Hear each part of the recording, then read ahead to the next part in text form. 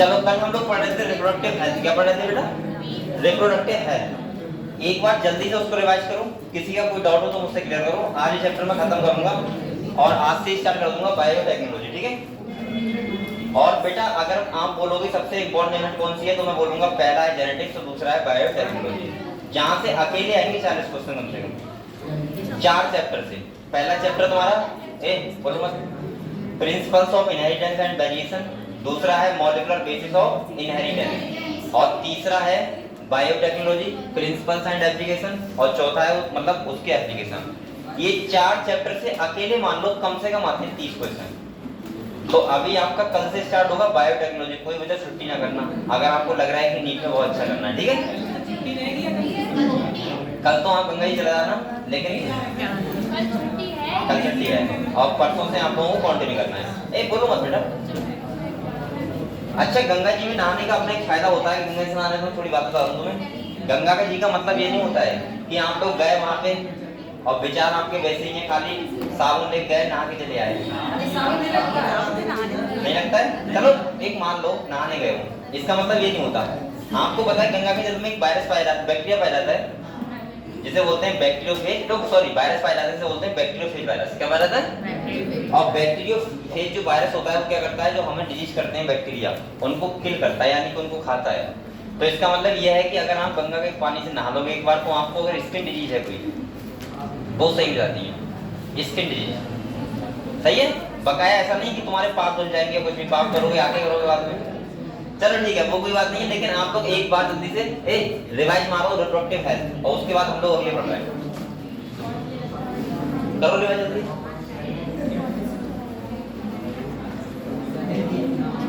कल मैंने आपको बेटा वो बताए थे, क्या बताए थे? Contraceptive method. सबको पता है कौन कौन से होते हैं? करो एक बार रिवाइज जल्दी से। और आज मैं आपका 7 बजे से क्लास लूंगा, ठीक है? कल बेटा मैं आपको रीजन बताऊं क्या था? ये रीजन था, मैंने कहा था शादी है, एक प्रोग्राम है, चलो वहां चला गया। अब वहां जाने के बाद पता लगा कि वो लोगों ने आने नहीं दिया। बोले क्लास तो पूरे दिन तो पढ़ाते रहते हो, शाम को भी क्लास, कब तक क्लास लोगे? तो मैंने कहा चलो आज छोड़ो। फिर मैंने लिख दिया कि हेल्थ इशू। फिर क्या करता हूँ? चलो ठीक है बेटा, आप लोगों ने कल हम लोगों ने देखे थे कौन से मेथड, यानी कि अनवांटेड प्रेगनेंसी को रोकने के मेथड इन्हें बोलते हैं कॉन्ट्रासेप्टिव मेथड। यानी कि कौन कौन से कॉन्ट्रासेप्टिव मेथड होते हैं जिनसे हम क्या कर सकते हैं, किसी भी अनवांटेड प्रेगनेंसी को रोक सकते हैं, यानी कि हम लोग अनवांटेड प्रेगनेंसी नहीं होगी। सब बच्चों को पता है? पहले बताओ, मैंने 5 टाइप बताए थे, जिसमें पहला था नेचुरल टाइप, दूसरा था बैरियर मेथड, तीसरा था आईयूडी, चौथा था इम्प्लांट्स, पांचवा सर्जिकल मेथड, और उसके बाद ओरल पिल्स भी थी ना। तो ये सब तुम्हारा जो मेथड होते हैं, ये सब क्या मेथड होते हैं? अनवांटेड प्रेगनेंसी को रोकने के मेथड होते हैं, जिसमें मैंने नेचुरल में 3 टाइप बताए थे नेचुरल के। पहला क्या बताया था बेटा? पीरियोडिक एब्स्टिनेंस, जिसमें 10 से लेके 17वें दिन तक कोई भी क्वार्टस नहीं करना है, तो उस टाइम पे भी क्या होता है, अनवांटेड प्रेगनेंसी को रोक सकते हैं। दूसरा मैंने जो बताया था वो बताया था बेटा इंसेमिनेशन ना हो, तो उसका मतलब इंसेमिनेशन नहीं होगा तो उसमें भी क्या होगा, अनवांटेड प्रेगनेंसी नहीं होगी। और तीसरा बताया था यानी कि एमेनोर्किया पीरियड होता है, वो लैक्टेशनल एमेनोर्किया, जिसमें क्या होता है कि जब आफ्टर बर्थ चाइल्ड बर्थ क्या होता है, 3-4 महीने तक कोई भी मेंस्ट्रुएशन नहीं होता है, ठीक है? ये हमने पढ़ा था। इसके बाद बैरियर में मैंने आपको बताया था कि कॉन्डोम्स वगैरह का यूज करना, ये सबसे अच्छा मेथड था, क्योंकि यहाँ पे एसटीडी भी प्रिवेंट होती है, रुकती है, यानी कि मैं बोल सकता हूँ सेक्सुअल ट्रांसमिटेड डिजीज भी नहीं होती है। और दूसरा एक सबसे इंपॉर्टेंट है एड्स, जिसका भी खतरा बिल्कुल भी नहीं होता है। अगर हम अगली बात करें तो मैंने आपको कुछ ओरल पिल्स बताई थी, इसमें सहली थी सबसे इंपॉर्टेंट, मैंने सबसे अच्छी टैबलेट बताई थी, वो कौन बताई थी? सहली। सही है, नॉन स्टेरॉइडल होती है ये। और दूसरा और भी कई सारी थी, वो भी मैंने आपको बताई थी। अगले अगर हम बात करें, एक और आती है, माला एंड टैबलेट नाम से आती है, माला डी, वो भी आती है, लेकिन वो डेली खाई जाती है ना? हाँ डेली खाई जाती है, मुझे पता है। अब ऐसा नहीं कि मैंने यूज करवाई किसी को, लेकिन मुझे पता है, स्टडी किया तो मुझे पता है। दूसरा सुनो, दूसरा क्या है कि हमने बताया था आपको कौन सा, आईयूडी। 3 टाइप के बताए थे, सबसे इंपॉर्टेंट टॉपिक इस चैप्टर का। मैंने कहा था आईयूडी के नाम याद कर लेना, जिसमें तुम्हारा कौन सा था? सीयू कॉपर रिलीजिंग आयोडीजी, दूसरा हार्मोनल और तीसरा नॉन मेडिएटेड। पता है आप लोगों को तीनों के? ठीक है। इसके बाद हम लोगों ने बेटा देखा था इम्प्लांट। मैंने कहा था कुछ ऐसे एस्ट्रोजन और प्रोजेस्टेरोन को बढ़ाने के लिए क्या होते हैं, कुछ इम्प्लांट चीजें की जाती हैं स्किन के अंदर, उसे बोलते हैं इम्प्लांट। ठीक है। इसके बाद हमने कहा था सर्जिकल मेथड, जिसमें ट्यूबेक्टोमी थी और कौन सी थी, बेसेक्टोमी। ट्यूबेक्टोमी का मतलब था कि जहाँ पे एक फैलिबल ट्यूब होती है उसको कट करके और वहाँ पे क्या बांध दिया जाता है, जिससे जब एग ही नहीं आएगा तो इसका मतलब फर्टिलाइजेशन नहीं होगा। और दूसरा था बेटा क्या, बेसेक्टोमी, जिसमें ब्लड वेसल्स को, सॉरी ब्लड वेसल नहीं, क्या वास डिफरेंस को कट किया जाता है, जो होती है मेल में। किसमें होती है, मेल में। तो ये तो मैंने देखा है, मतलब ये हम लोगों ने कल पढ़ लिया था। अब हमारा नेक्स्ट टॉपिक कौन सा आता है, किसी को यहाँ तक कोई डाउट तो नहीं है, किसी बच्चे को कुछ पूछना हो तो? ठीक है, अगले बढ़े। तो अगला हमारा जो टॉपिक आता है वो क्या आता है बेटा, बताओ? एमटीपी। चलो अब हम लोग देखते हैं एमटीपी क्या होता है, इसके बारे में पढ़ते हैं। ठीक है। एमटीपी का मतलब होता है मेडिकल टर्मिनेशन प्रेगनेंसी। एमटीपी सही है। इसका मतलब क्या है बेटा, medical termination of pregnancy. Termination का मतलब क्या होता है, खत्म करना, और प्रेगनेंसी का मतलब भाई जैसे बोलते हैं एबॉर्शन। क्या बोलते हैं, एबॉर्शन कराने को ही क्या बोलते हैं, एमटीपी। एमटीपी इंडिया में लीगलाइज है, यानी कि हम बोल सकते हैं कोई क्राइम सीन हो गया है या कहीं पे अनवांटेड प्रेगनेंसी है तो एमटीपी हो सकता है। बेटा जो बैन है वो क्या है, एमनियोसेंटेसिस, यानी कि जो टेस्ट होता है जिसमें मेल और फीमेल का पता लगता है, मतलब लड़का और लड़की का पता लगता है, वो बैन है। एमटीपी बैन नहीं इंडिया में, वो हो सकता है, समझ गए। और एमटीपी का मतलब सिंपल सा होता है एबॉर्शन। जब कोई अनवांटेड प्रेगनेंसी हो जाए तो उस केस में क्या होती है, एमटीपी। तो इसके बारे में समझने पढ़ने, इसके बारे में ये चैप्टर कितना बचा है, ये एमटीपी है। इसके बाद क्या है, डिजीज है, इनफर्टिलिटी, बस हो गया। तो आज हो जाएगा बड़े आराम से। ठीक है, ठीक है। तो बेटा यहाँ पे देखो एक करके पढ़ते हैं। कह रहा है वॉलंटरी टर्मिनेशन। वॉलंटरी का मतलब क्या होता है, अपनी इच्छा से अगर आप करवाना चाह रहे हो of pregnancy before full term is called medical termination of pregnancy. यह कह रहा है इंड्यूस्ड एबॉर्शन, यानी कि इसका मतलब वॉलंटरी का मतलब क्या होता है, अपनी इच्छा से। अगर कोई आदमी चाह रहा है कि हम भाई प्रेगनेंसी को अगले मेंटेन नहीं करेंगे तो वो 1 या 2 मंथ के अंदर क्या कर सकता है, एबॉर्शन करा सकता है, एमटीपी करा सकता है। ठीक है, इसी को बोलते हैं मेडिकल टर्मिनेशन ऑफ प्रेगनेंसी। कह रहा है nearly 45 to 50 million MTP are perform in a year all over the world. सोचो कितना ज्यादा है, 45 से 50 मिलियन एमटीपी होती हैं पूरे वर्ल्ड में एक साल में।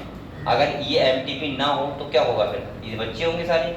इसके बाद सुनो, और कह रहा है नियरली ये कह रहा है हाँ all over the world which account to 1/5 of the total number of conceived pregnancy in a year। मतलब ये 5वां हिस्सा है जितनी प्रेगनेंसी होती हैं एक साल में।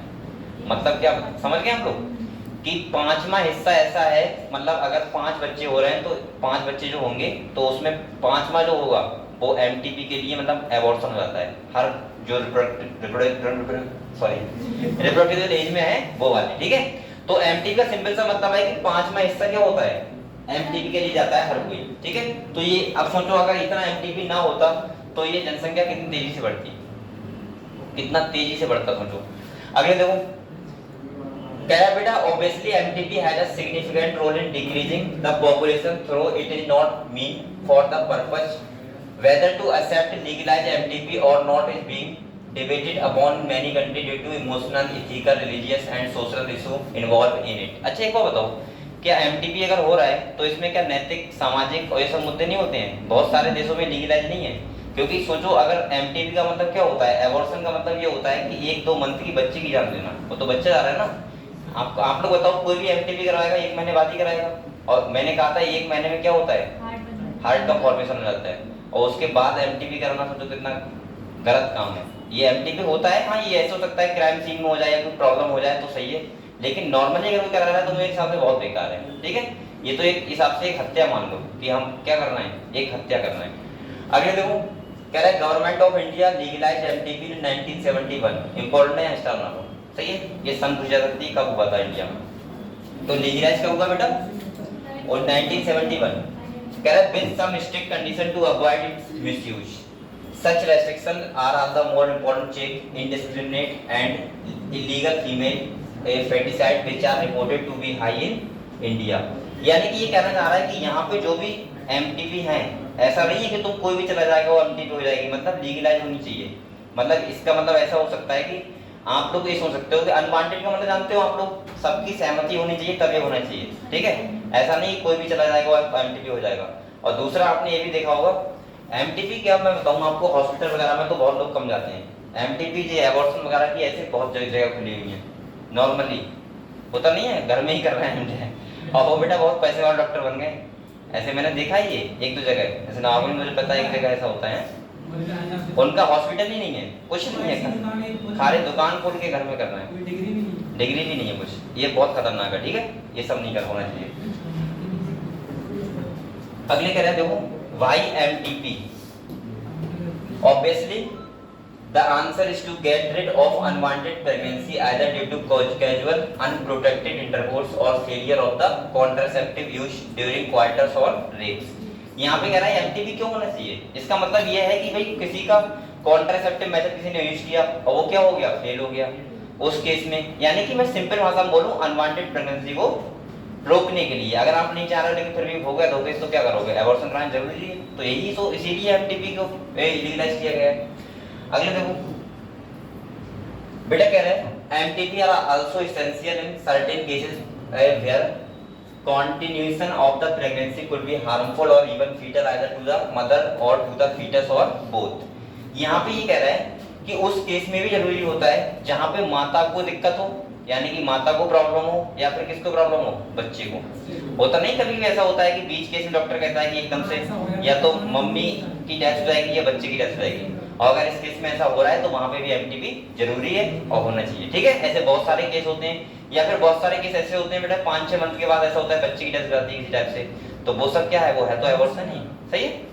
अगले कह रहे हैं MTP are consider relatively safe during the first trimester. यहाँ पे कह रहा है कि सबसे पहले जो एमटीपी है वो सेफ कब तक है, फर्स्ट ट्राइमेस्टर का मतलब है स्टार्टिंग के 3 मंथ। कब तक है बेटा, 3 मंथ, लेकिन फिर भी ये बहुत ज्यादा है टाइम, ठीक है। 3 मंथ तक ट्राइमेस्टर वो यानी कि एमटीपी सेफ है। और बकाया ये कैसे हो सकती है, रिस्की, अगर इसके बाद कोई हो रहा है तो उसके लिए क्या होगा, रिस्क हो सकता है, यूट्रस में बहुत सारी प्रॉब्लम हो सकती हैं। एमटीपी कराने के बावजूद भी बहुत सारी प्रॉब्लम हो जाती है, कभी कभी एबॉर्शन करा लिया उसके बाद पता नहीं क्या क्या बताते हैं कि कोई प्रॉब्लम हो गई, फिर इसके बाद बहुत दिक्कत होती है, ठीक है, फिर ऑपरेशन करवाना पड़ जाता है कभी कभी, तो ये सब प्रॉब्लम हो जाती है। तो सेफ कब तक मानेगी बेटा, फर्स्ट ट्राइमेस्टर। यहाँ पे भी स्टेप बनाओ, ये भी इंपॉर्टेंट है। ये टॉपिक ऐसे ही में बहुत ज्यादा इंपॉर्टेंट क्वेश्चन नहीं पूछ जाते हैं, लेकिन जहां जहां पूछ जाते हैं मैं बताता रह रहा हूँ, ठीक है। आईओडी वाला हो गया, यानी कि और फिर ये बीच बीच की लाइनें हो गई, कुछ स्टेटमेंट में हो सकता है दे दे वो कि बताओ सेफ एमटीपी कब तक मानी गई है, सही है। तो कितने मंथ मानी गई है, फर्स्ट ट्राइमेस्टर, सही है। अच्छा अगर वो वीक में देगा तो आप बता दो कितने वीक होंगे, बताओ 12 वीक कितने होंगे। तो आप लोग एक चीजें ऐसे लिख लो 3 मंथ और इसके बाद लिख लो 12 वीक, क्योंकि वो क्वेश्चन कैसे भी दे सकता है, ध्यान रखना, चाहे वो वीक में दे चाहे वो कहाँ दिया है, अच्छा लिखा है 12 वीक ऑफ प्रेगनेंसी, ठीक है। तो इसका मतलब 12 वीक जो होते हैं वो प्रेगनेंसी में एक जो इस टाइम पे क्या हो सकता है, एबॉर्शन होगा तो वो सही रहेगा, सेफ रहेगा, ठीक है। अगले देखो, लेकिन बेटा एक बात सोचो, फर्स्ट ट्राइमेस्टर में बच्चा लगभग बन जाता है, कंप्लीट हो जाता है। कंप्लीट का मतलब ऐसा नहीं कि पूरा हो जाता है, लेकिन हाँ उसका हार्ट बन जाता है, उसके हाथ पैर बन जाते हैं, उसकी अंगुलियां बन जाती हैं, मतलब ऐसे हो सकता है कि बच्चे का डेवलपमेंट अच्छा खासा हो चुका होता है 3 महीने में स्टार्टिंग के, समझ रहे हो। अगले कह रहा है second trimester abortion are much more risky. और सेकंड ट्राइमेस्टर में अगर एबॉर्शन होगा तो बहुत ज्यादा रिस्की होगा। बहुत ज्यादा रिस्की का मतलब है कि सही नहीं रहेगा, नहीं कर, ऐसे टाइम पे नहीं करवाना चाहिए। कह रहा है one disturbing trend observe is that majority of the MTP are performed illegally by unqualified quacks which are not only unsafe but could be fatal too. यहाँ पे कह रहा है, मैं आपको पहले बता रहा था कि एमटीपी आजकल हॉस्पिटल में तो कम हो रही है, हॉस्पिटल के बाहर ज्यादा हो रही है, जहाँ पे ना तो कोई क्वालिफाइड डॉक्टर बैठा है ना कोई उनका हॉस्पिटल है, बस उन्हें पता होता है कि ये दवा खिलानी है। हाँ कोई नर्स वगैरह होती हैं जो हॉस्पिटल सीखी होती है, उन्होंने वही खोल लिया हॉस्पिटल, और बेटा उनकी कमाई बहुत अच्छी होती है। कभी कभी तो एक एक आदमी से 10-10 हजार रुपए चार्ज कर लेते हैं। अरे जो पैसे वाले केस आते हैं, नहीं समझ रहे हो, जहाँ बहुत सारे प्रॉब्लम वाले केस आते हैं, वो कितना भी चार्ज करे वो कहते हैं करो तुम एबॉर्शन से। लीगली में तो हाँ 3-4 हजार हो जाएगा, मुझे पता है। अबे तुझे बहुत पता है। अच्छा अगले देखो, कह रहा है another dangerous trend is the misuse. अब यहाँ पे देखो सबसे ज्यादा यहाँ पे एबॉर्शन जो सबसे ज्यादा एक बेकार है वो इसलिए है कि वो यहाँ पे मिसयूज कर रहे हैं लोग, इसका कर रहे थे, तभी तो एमनियोसेंटेसिस बंद कर दिया। यहाँ देखो कह रहा है trend is the misuse of amniocentesis to determine the sex of the unborn child. यानी कि बच्चे का पहले ही देख लिया कि लड़का होगा या लड़की होगी, और उसमें अगर लड़का नहीं चाहिए तो उसका एबॉर्शन करा दिया, लड़की नहीं चाहिए तो उसका एबॉर्शन करा दिया। तो इसका मतलब तो ये है कि नहीं आदमी अपने हाथ से वो कर रहा था, ये सबसे ज्यादा खतरनाक था एमनियोसेंटेसिस। ठीक है, अगले कह रहा है बेटा frequently it if the foetus is found to be female. अब कह रहा है ये फीमेल है कोई फीटस, तो कह रहा है it is follow by MTP, this is totally against what is legal. अब बताओ इसमें क्या लीगल है? ये तो आदमी अपना स्वार्थ दिखा रहा है। स्वार्थ का मतलब है कि लड़की है तो उसको एबॉर्शन करा दिया, लड़का है तो कोई बात नहीं। तो ये तो एक आदमी का क्या हो गया, ये कोई इसीलिए लीगल थोड़ा ना हुआ है, ये तो इसलिए लीगल है कि भाई तुम बिना कोई एमनियोसेंटेसिस के, और क्या करवाना है, अगर अनवांटेड प्रेगनेंसी है चाहे वो कुछ भी हो तो एबॉर्शन कराना सही है। ऐसा नहीं कि आपने पहले एमनियोसेंटेसिस करवाया उसके बाद देख के फिर एबॉर्शन कराया, तो ये लीगल ऐसा नहीं है, गैर कानूनी। इसके बाद कह रहा है such practice should be avoided because these are dangerous both for the young mother and the foetus. Effective counselling on the need to avoid unprotected coitus and the risk factor involved in illegal abortion as well as providing more healthcare facility could reverse the mentioned unhealthy trend। तो ये कहना चाह रहा है कि आने वाले time में अगर ऐसा हुआ तो ये तो बहुत बड़ा इफेक्ट पड़ता ना, अगर ऐसा होता रहता, एमनियोसेंटेसिस चलता रहता हर अस्पताल में और लीगल रहता एमटीपी पूरी तरीके से, तो ये तो एक आने वाले टाइम के लिए बहुत मुश्किल काम था, क्योंकि यहाँ पे तो लड़के लड़के सब हो जाते, लड़कियां रहती ही नहीं। अब आप लोग बताओ लड़कियां नहीं आएंगी तो माता कहाँ से आएंगी फिर? वही बात है भाई, अगर लड़के ही होंगे तो शादी किससे करेंगे? तो ये अब भाई आदमी, हर आदमी तो अपने लिए बच रहा है कि मैं क्यों करूं, तो ये गलत था। और मेरे हिसाब से सरकार ने बहुत अच्छा किया है, क्योंकि ये इसमें क्या था, आने वाले टाइम में बेटा लड़के लड़के हो जाते हैं, यहाँ पे लड़कियां रहती ही नहीं, समझ रहे हो? और आप लोग खुद बताओ, हम लोग चाहते हैं कि सिस्टर हो या फिर हम चाहते हैं कि हमारी बीवी आए, तो कहाँ से आएगी फिर वो? तुम बताओ, जब लड़कियां ही नहीं रहेंगी तो शादी कहाँ से करोगे? तो इसका मतलब ये क्या था, बहुत ज्यादा खतरनाक सिचुएशन थी अगले के लिए, तो इसीलिए ये बहुत अच्छा किया कि एमनियोसेंटेसिस को बंद कर दिया। समझ गए आप लोग? ठीक है, अगला हमारा आता है सेक्सुअल ट्रांसमिटेड डिजीज, सही है, एसटीडी के बारे में पढ़ेंगे। तो आप लोग एक बार रिवाइज कर लो जल्दी से, फिर पढ़ेंगे एसटीडी के बारे में।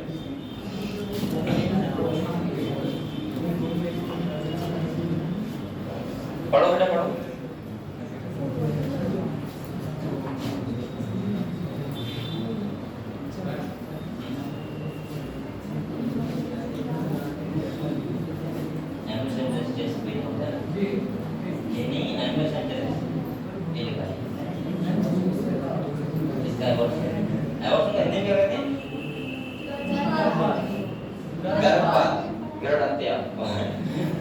लिखा नहीं होता हॉस्पिटल में, हाँ गर्भपात होता है सॉरी, हाँ एमटीपी लीगल है, नहीं ये नहीं लीगल, एमनियोसेंटेसिस ये तो, हाँ ये लीगल है।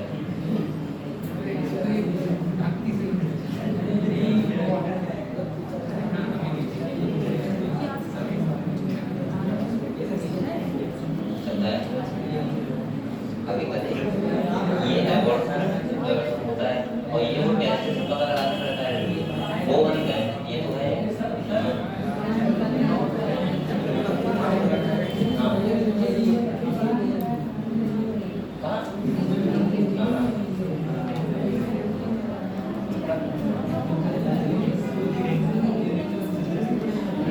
वो ऐसा होता है, वो शक्ति के अंदर होती है, लिम्बिक सिस्टम में खत्म कर देती है बेटा, एक मैंने सब कुछ करना है, मैं सबसे ज्यादा बेस नहीं कर रहा हूँ, लेकिन अंदर लिम्बिक सिस्टम इतना मजबूत हो जाता है, आप एक्सरसाइज कर करके करोगे ये वो एक्टिविटी, इससे मतलब नहीं है, इससे रिलेटेड मतलब है, हाँ वो तो करेंगे।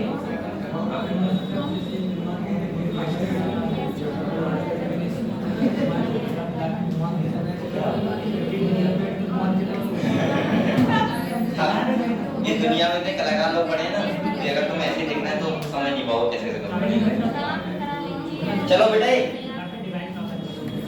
योगी का मतलब यही तो होता है, सब कुछ मोह माया से मुक्ति मिलना, अब ये सबकी बस की बात थोड़ी ना होती है, वो बहुत ज्यादा उनका अभ्यास होता है बेटा।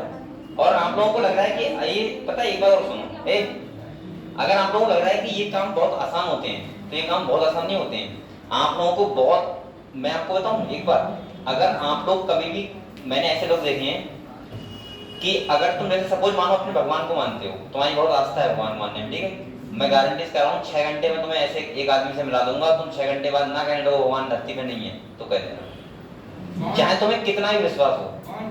मैं कह रहा हूँ ऐसे से लोग यहाँ पे हैं धरती पे, जैसे तुम किसी को, मतलब होता नहीं है मेंटली मोटिवेट करना, बेटा बहुत एक्टिव लोग ऐसे होते हैं। मैं तुम्हें अपना एग्जांपल बता रहा हूँ, मैं मतलब ये मानता हूँ कि हाँ भगवान होगा तो सही है, नहीं होगा तब भी सही है, मतलब मेंटेन है तो अच्छी बात है, कर्म करो, मैं तो हमेशा यही कहता हूँ हमारे बच्चे से, सही है, कर्म करो, और कर्म ही आपका डिसाइड, भगवान भी होगा तो वही डिसाइड करेगा आपने कर्म क्या किया है, उसके आधार पे आपको अगले कुछ देगा। और अगर आप काम कर्म नहीं करोगे तो भगवान होगा, ऐसा तो है नहीं कि तुम्हारे साथ कोई अच्छा करेगा दूसरा बेकार करेगा, ऐसा नहीं करेगा ना, सबको बराबर रहेगा। तो कर्म पे ध्यान दो, पहली बात तो ये है।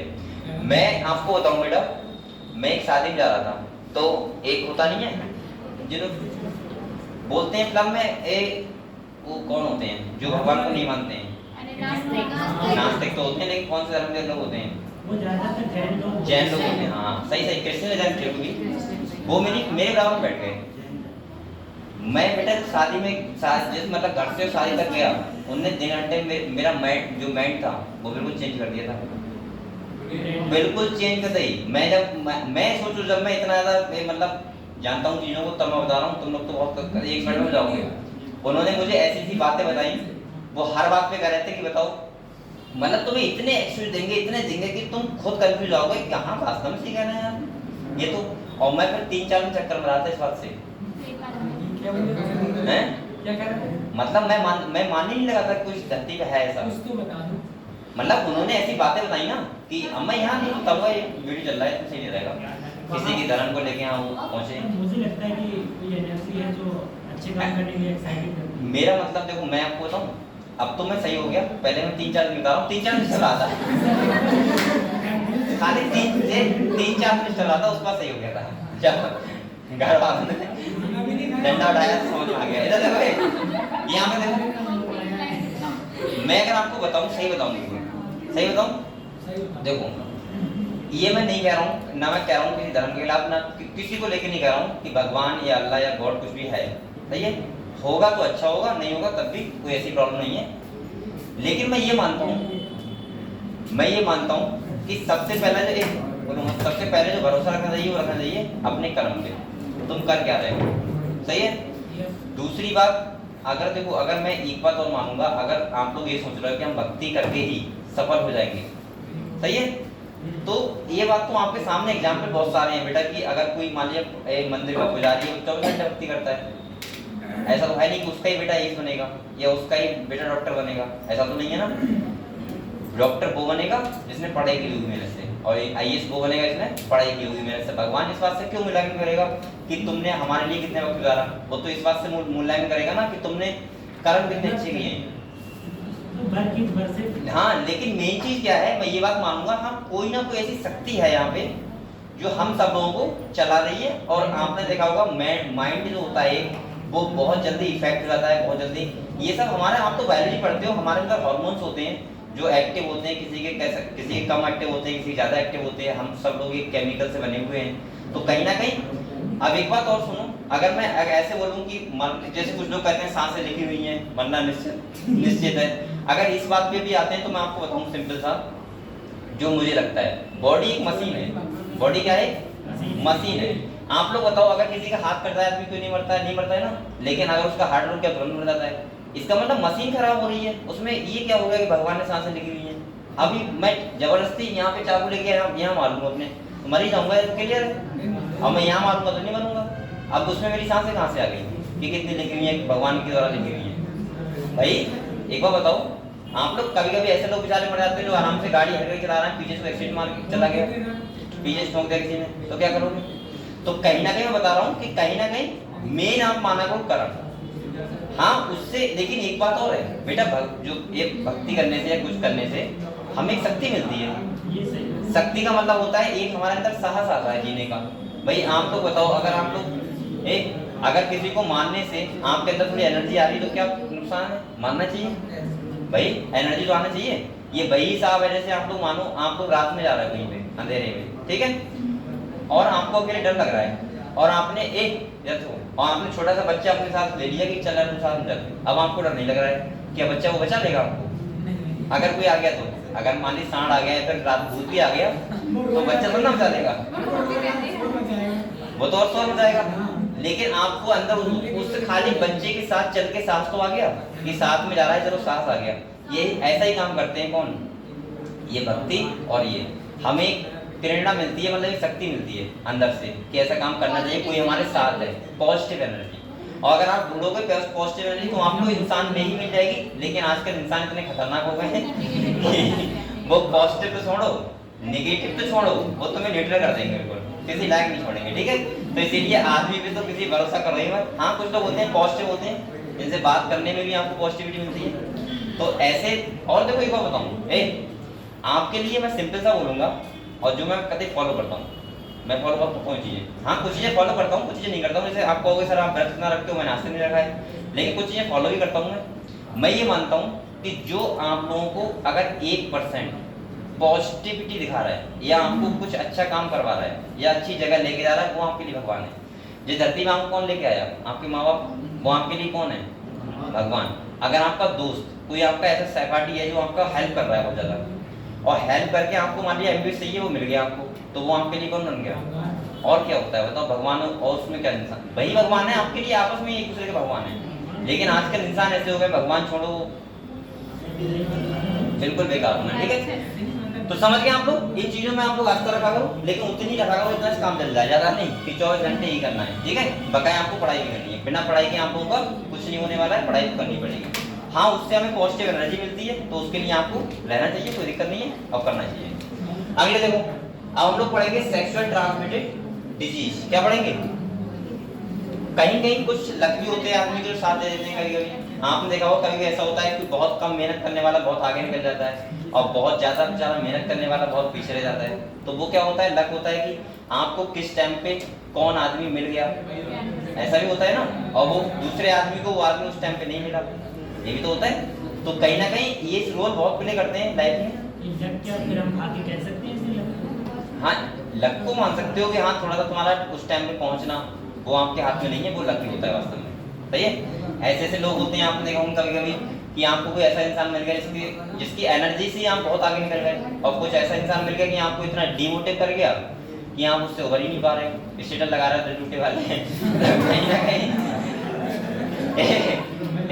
तो कहीं ना कहीं ये बात बहुत मैटर करती है कि आप किन लोगों के साथ रहते हैं। और ये बात मैं कहूँगा कि आपकी लाइफ को चेंज करने में 50% रोल प्ले करती है कि आपका जो संबंध है वो कैसे लोगों से है, समझ रहे हो? पॉजिटिव लोगों से या फिर नेगेटिव लोगों से। और ये बात ध्यान रखना, आपको लगता हो कि ऐसा नहीं है, 100% बता रहा हूँ, सही है बिल्कुल। बहुत लोग मैंने पागल होते हुए देखे हैं, डिप्रेशन में जाते हुए देखे हैं। बहुत लोग ऐसे होते हैं जो ये सोचते हैं कि मैं धरती पर हूँ क्यों, और सब कुछ होने के बावजूद आप लोग बताओ, जैसे सपोज एग्जाम्पल ले लो सुशांत सिंह राजपूत का, उसने सुसाइड कर लिया, क्या उसके पास कमी थी क्या? वो पीली की साइड में आ रहा था तो इतनी जमीन खरीद लेता कि सबसे फेमस आदमी दे रहता, उसके पीछे लाइन लगी रहती। लेकिन मैं तय बता रहा हूँ, ये भी बहुत जरूरी है बेटा लाइफ में, ध्यान रखना। 50% सही है, आप पढ़ाई करो, मेहनत करो, 50% ये भी देखो कि मेरे साथ में कैसे लोग रह रहे हैं, पॉजिटिव है या फिर नेगेटिव है। जो आपको लगातार नेगेटिविटी दिखा रहा है पता नहीं है, लेकिन हमारा मेंटेलिटी ऐसी होती है कि हम लोग उन्हीं लोगों के पीछे एक तरह घूमते रहते हैं, तो उसमें कभी ऐसा फंस जाओगे ना कि जिंदगी भर रोगे। ये बात ध्यान रखना, ये बहुत जरूरी होता है कि आपके साथ जो लोग हैं वो पॉजिटिव है या फिर नेगेटिव है, क्योंकि उसका मेंटली इफेक्ट आप लोगों को पड़ता है सीधे, क्लियर? तो हमेशा पॉजिटिव लोगों के साथ रहा करो और पॉजिटिव लोगों से बातें किया करो, नेगेटिव से नहीं। चलो अगले बढ़ते हैं। अब इधर देखो, हमारा नेक्स्ट आता है क्या? एसटीडी। कौन आता है? और इसका मतलब होता है सेक्सुअल ट्रांसमिटेड डिजीज। ऐसी डिजीज जो क्या होती है, सेक्सुअल तरीके से क्या होती है, ट्रांसमिट होती है पर्सन टू पर्सन। अब आपको पता है बहुत सारी डिजीज होती हैं, जैसे कुछ ऐसी होती हैं जो ऐसी डिजीज होती है माँ बाप से मिलती हैं, जैसे आपको पता है जेनेटिक डिजीज बोलते हैं, क्या बोलते हैं? जेनेटिक। कुछ ऐसी डिजीज होती है जो बाद में होती हैं, सही है, उन्हें बोलते हैं एक्वायर्ड डिजीज, बाद में कोई डिजीज हो गई। इसके बाद और कुछ ऐसी होती है जिन्हें क्या बोलते हैं सेक्सुअल डिजीज, यानी कि सेक्सुअल तरीके से ट्रांसमिट हो सकती हैं, उन डिजीज को बोलते हैं सेक्सुअल डिजीज, ट्रांसमिटेड डिजीज। सही है, तो पढ़े उनको कौन कौन सी डिजीज ऐसी, या कह रहे डिजीज और infection which are transmitted through sexual intercourse, किसके through, sexual intercourse are collectively called sexual transmitted disease. और सबसे इंपॉर्टेंट पॉइंट जो ये वाला है वेरिनल डिजीज, बहुत बच्चे भूल जाते हैं डिजीज कौन सी है, कभी क्वेश्चन में देगा तो ध्यान रखना यही पूछेगा वो। वेरिनल का मतलब होता है सेक्सुअल ट्रांसमिटेड डिजीज, जो मतलब सेक्सुअल तरीके से ट्रांसमिट हो। सही है, या फिर कह रहा है और हम बोल सकते हैं रिप्रोडक्टिव ट्रैक्ट इन्फेक्शन, RTI। सही है, इसकी फुल फॉर्म हो सकता है इसकी, इस चैप्टर से बेटा फुल फॉर्म भी पूछता है, ध्यान रखना। अभी मैं आपको IVF पढ़ाऊंगा तो बताऊंगा, वहां पे फुल फॉर्म बहुत पूछता है। और यहाँ पे RTI, ये मैंने 2 बार क्वेश्चन देख चुका हूँ यहाँ पे, इसकी फुल फॉर्म मुझे थी, खाली फुल फॉर्म बस। इसका फुल फॉर्म क्या है, रिप्रोडक्टिव ट्रैक्ट इन्फेक्शन, समझ गए। और जो सेक्सुअल ट्रांसमिटेड डिजीज होती है उन्हें क्या बोलते हैं वेरिनल डिजीज, ये भी ध्यान रखना इंपॉर्टेंट बात है, ठीक है। यहाँ पे स्टार्ट बनाओ। अब इसमें कौन कौन सी, जैसे गोनोरिया हो गई, सिफिलिस हो गई, जेनिटल हर्पिस हो गया, इसके बाद क्या है क्लामाइडियासिस हो गया, जेनिटल वार्ड्स हो गए, ट्राइकोमोनियासिस हो गया, हेपेटाइटिस बी हो गया, end of course the most discuss infection in the recent year वो कौन है बेटा, HIV। कौन है, और इससे क्या हो जाता है, एड्स। क्या होता है, तो आप लोग ये जो डिजीज देखिए गोनोरिया वगैरह, सिफिलिस वगैरह, ये तो सब नॉर्मल डिजीज है, ठीक है। नॉर्मल का मतलब है कि कभी ये दाने निकल रहा है, कोई दाग हो गया, दाग वगैरह होता है, वो सब चीजें हो जाती हैं, या कभी कोई छोटा मोटा इन्फेक्शन हो गया, तो वो तो सब ये हैं। लेकिन मेन जो यहाँ पे आता है बेटा वो आता है एड्स। क्या आता है, जो सबसे खतरनाक होता है। इसमें थोड़ी बात करेंगे हम लोग बकाया, तो डिजीज आप लोग आराम से इनकी हिंदी देख लेना। यहाँ पे अगर मैं एड्स की बात करूँ तो बच्चे बहुत कंफ्यूज रहते हैं कि सर एड्स कैसे होता है, एड्स के बारे में आपको भी थोड़ा लगता होगा कि इसके बारे में बताओ थोड़ा है, तो मैं थोड़ा बात करता हूँ उसके बारे में, फिर हम लोग ये पढ़ लेंगे, ठीक है। अगर हम यहाँ पे एड्स की बात करें बेटा, तो ये एक वायरस होता है, इसे कौन क्या वायरस बोलते हैं, HIV वायरस। क्या बोलते हैं, HIV वायरस। HIV वायरस की खासियत होती है, वो वायरस ऐसा होता है, रेट्रो फैमिली का होता है, जो अपना जो प्रोटीन कोड होता है उसको चेंज करता रहता है। क्या करता रहता है, चेंज। अगर वो प्रोटीन कोड को चेंज करेगा तो जो हमारी बॉडी में एंटीबॉडी बनती है, जैसे आप लोग कोई दवाई खाते हो, आपको कोई डिजीज हुई, आपने दवाई खा ली, अब दवाई से आपकी एंटीबॉडी बनी, उन एंटीबॉडी को पहचान रहती है कौन सा एंटीजन है ये, सही है, और वो उसको क्या कर देती है, खत्म कर देती है। जैसे सपोज मानो आपको डेंगू हुआ, अब आपको डेंगू हुआ, जो आपके अंदर गया एक पैथोजन, उसने आपको डिजीज किया, डेंगू किया, अब आप दवाई खाओगे आप सही हो जाओगे, इसका मतलब हमारी बॉडी में क्या बन गई, एंटीबॉडी।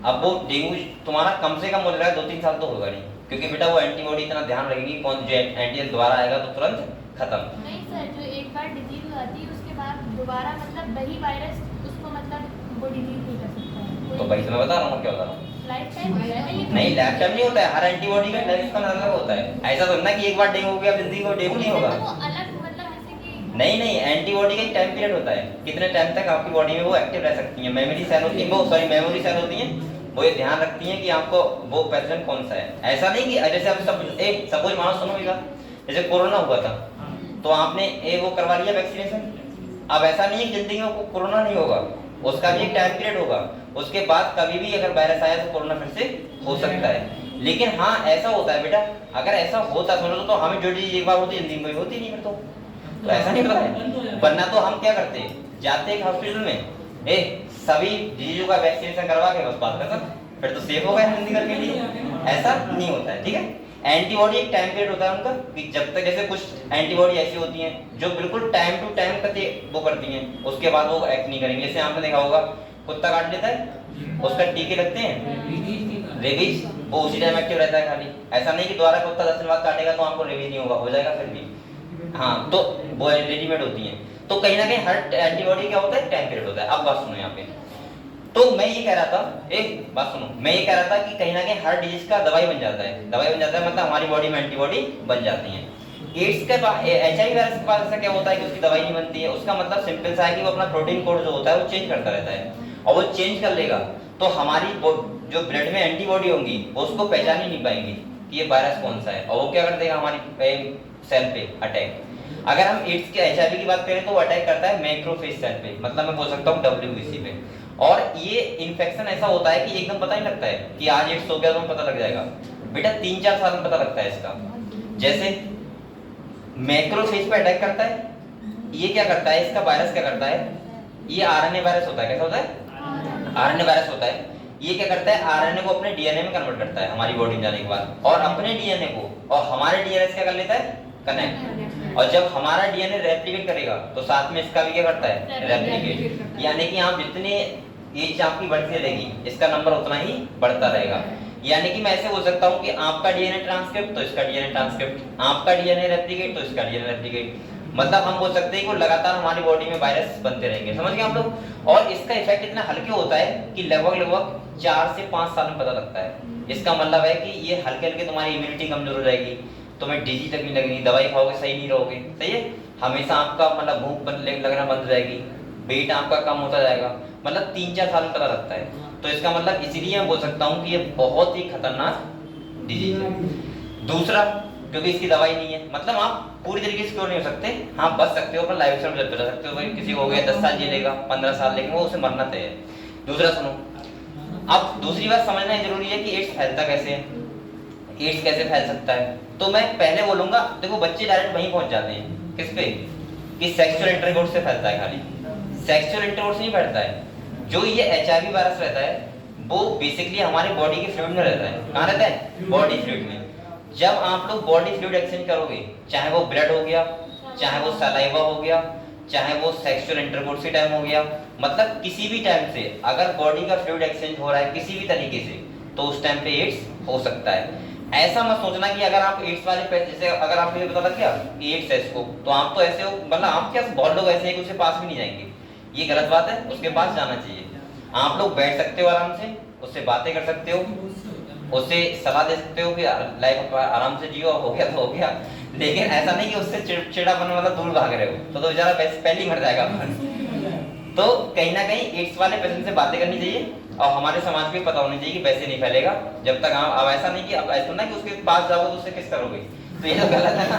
तो कहीं ना कहीं मैं ऐसे बोल सकता हूँ कि लगभग कोई भी फ्लूइड एक्सचेंज ना हो, तो उसका मतलब है, तो उसका मतलब एड्स से बच सकते हैं। समझ गए आप लोग। तो एड्स के बारे में क्लियर हो बेटा। इसकी हम डिटेल चर्चा करेंगे जब हम पढ़ेंगे कौन सा, human health and disease chapter पढ़ेंगे, तो उसमें एड्स के बारे में लिखा हुआ है। अच्छा बात है। कोरोना वायरस भी फैलने का था।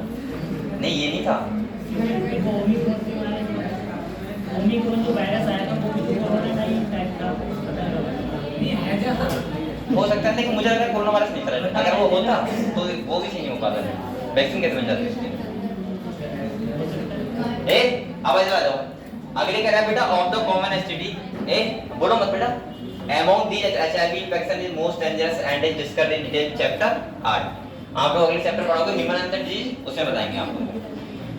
अगले कह रहा है some of these infection like hepatitis B and HIV can also be transmitted by अभी लोग साथ साथ क्या लिखा है, यहाँ से क्वेश्चन सकते हो, ध्यान रखना।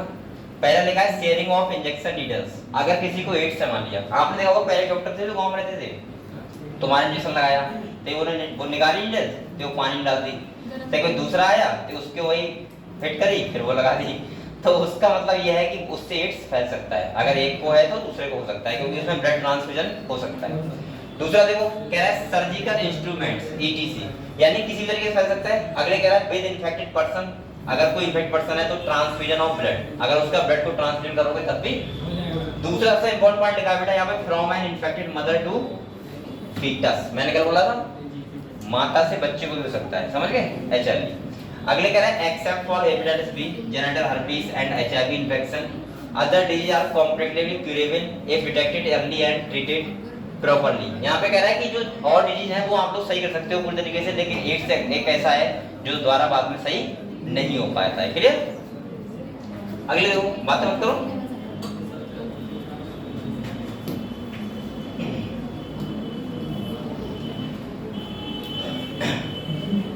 बेटे बोलो मत।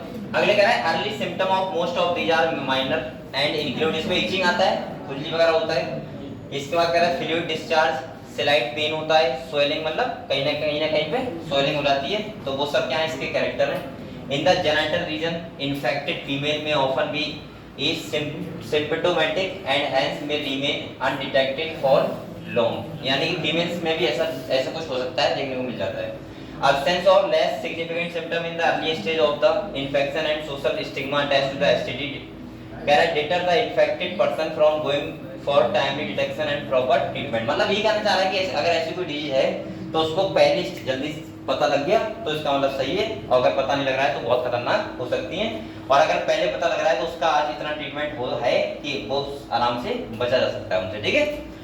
अगले कह रहा है बेटा this could lead to complication later which include pelvic inflammatory disease, PID, abortion, stillbirth, ectopic pregnancy, infertility और even cancer of the reproductive tract. अगर पता नहीं लगेगा तो इस केस में बहुत सारे केस हो सकते हैं। इनफर्टिलिटी हो जाएगा, यानी कि एबॉर्शन जो होता है वो करवाना पड़ेगा, यानी अगर कोई प्रेग्नेंट फीमेल है, मतलब बहुत सारी चीजें ऐसी हो सकती हैं जो आप लोग समझ नहीं पाओगे अगर इन्फेक्शन होगा तो।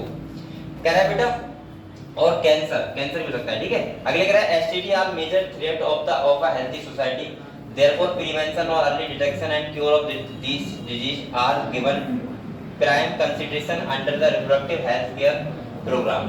अब देखो एक बात बताओ, मेनली तो ये है कि अगर हम देखें मिडिल फैमिली के लिए, एक मिडिल फैमिली लोग होते हैं, आप लोग बताओ आप लोगों में से अगर किसी को बहुत तगड़ी डिजीज कभी ली हुई है तो मुझे लग रहा है आप लोगों ने आज तक कुछ चेकअप नहीं कराया होगा। हम लोग तब करवाते हैं जब कतई पूरी तरीके से हो जाती है, डॉक्टर 2 बार कहता है, पहली बार में कोई नहीं करवाते, जब 2 बार कहता है कि भाई करवा लो, मुझे कुछ समझ नहीं आ रहा है क्या है, तो जाते हैं करवाने कोई टेस्ट। अगर देखा जाए वैसे तो रेगुलर हमें चेकअप करवाना चाहिए अपनी बॉडी का, लगभग 1 साल में 1 बार तो करवाना चाहिए, जितने भी टेस्ट होते हैं सारे टेस्ट करवाना चाहिए। लेकिन वही बात है कि अगर नॉर्मल आदमी ज्यादा करवाए नहीं और अगर कोई डिजीज धोखे से आ भी गई तो वैसे परेशान हो जाएगा, घुमा गई।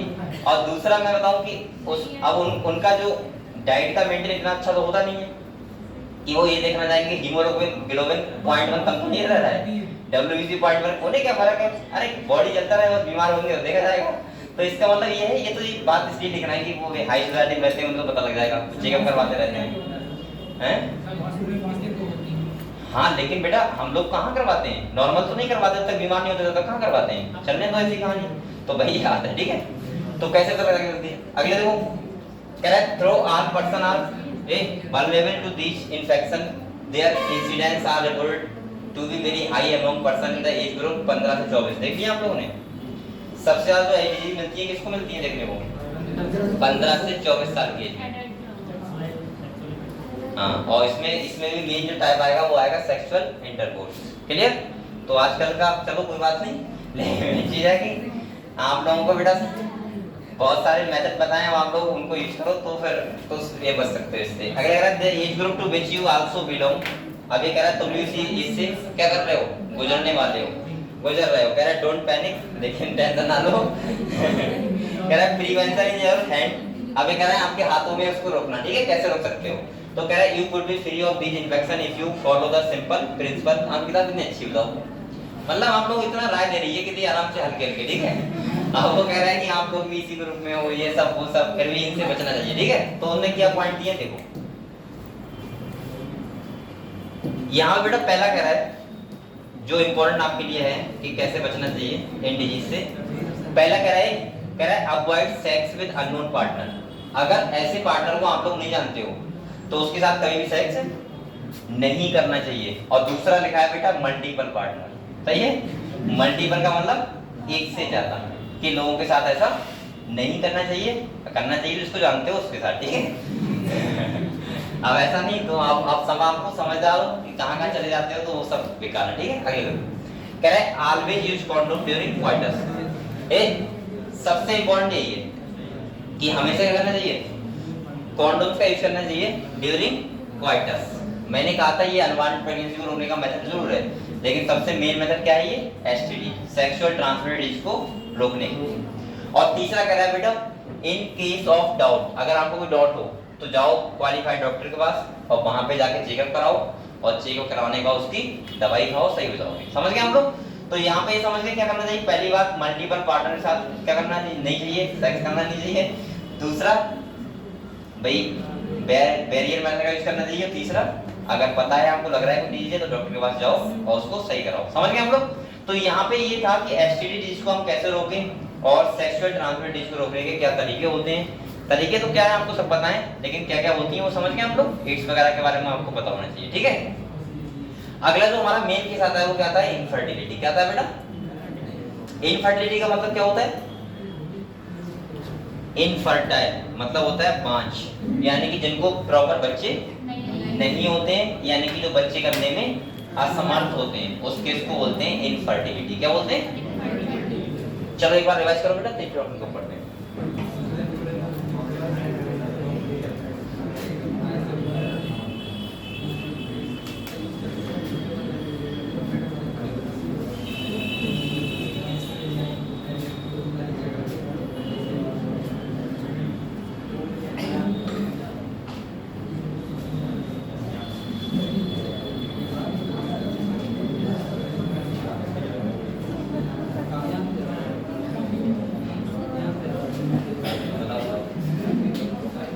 बेटा रिवाइज करो, बात करो।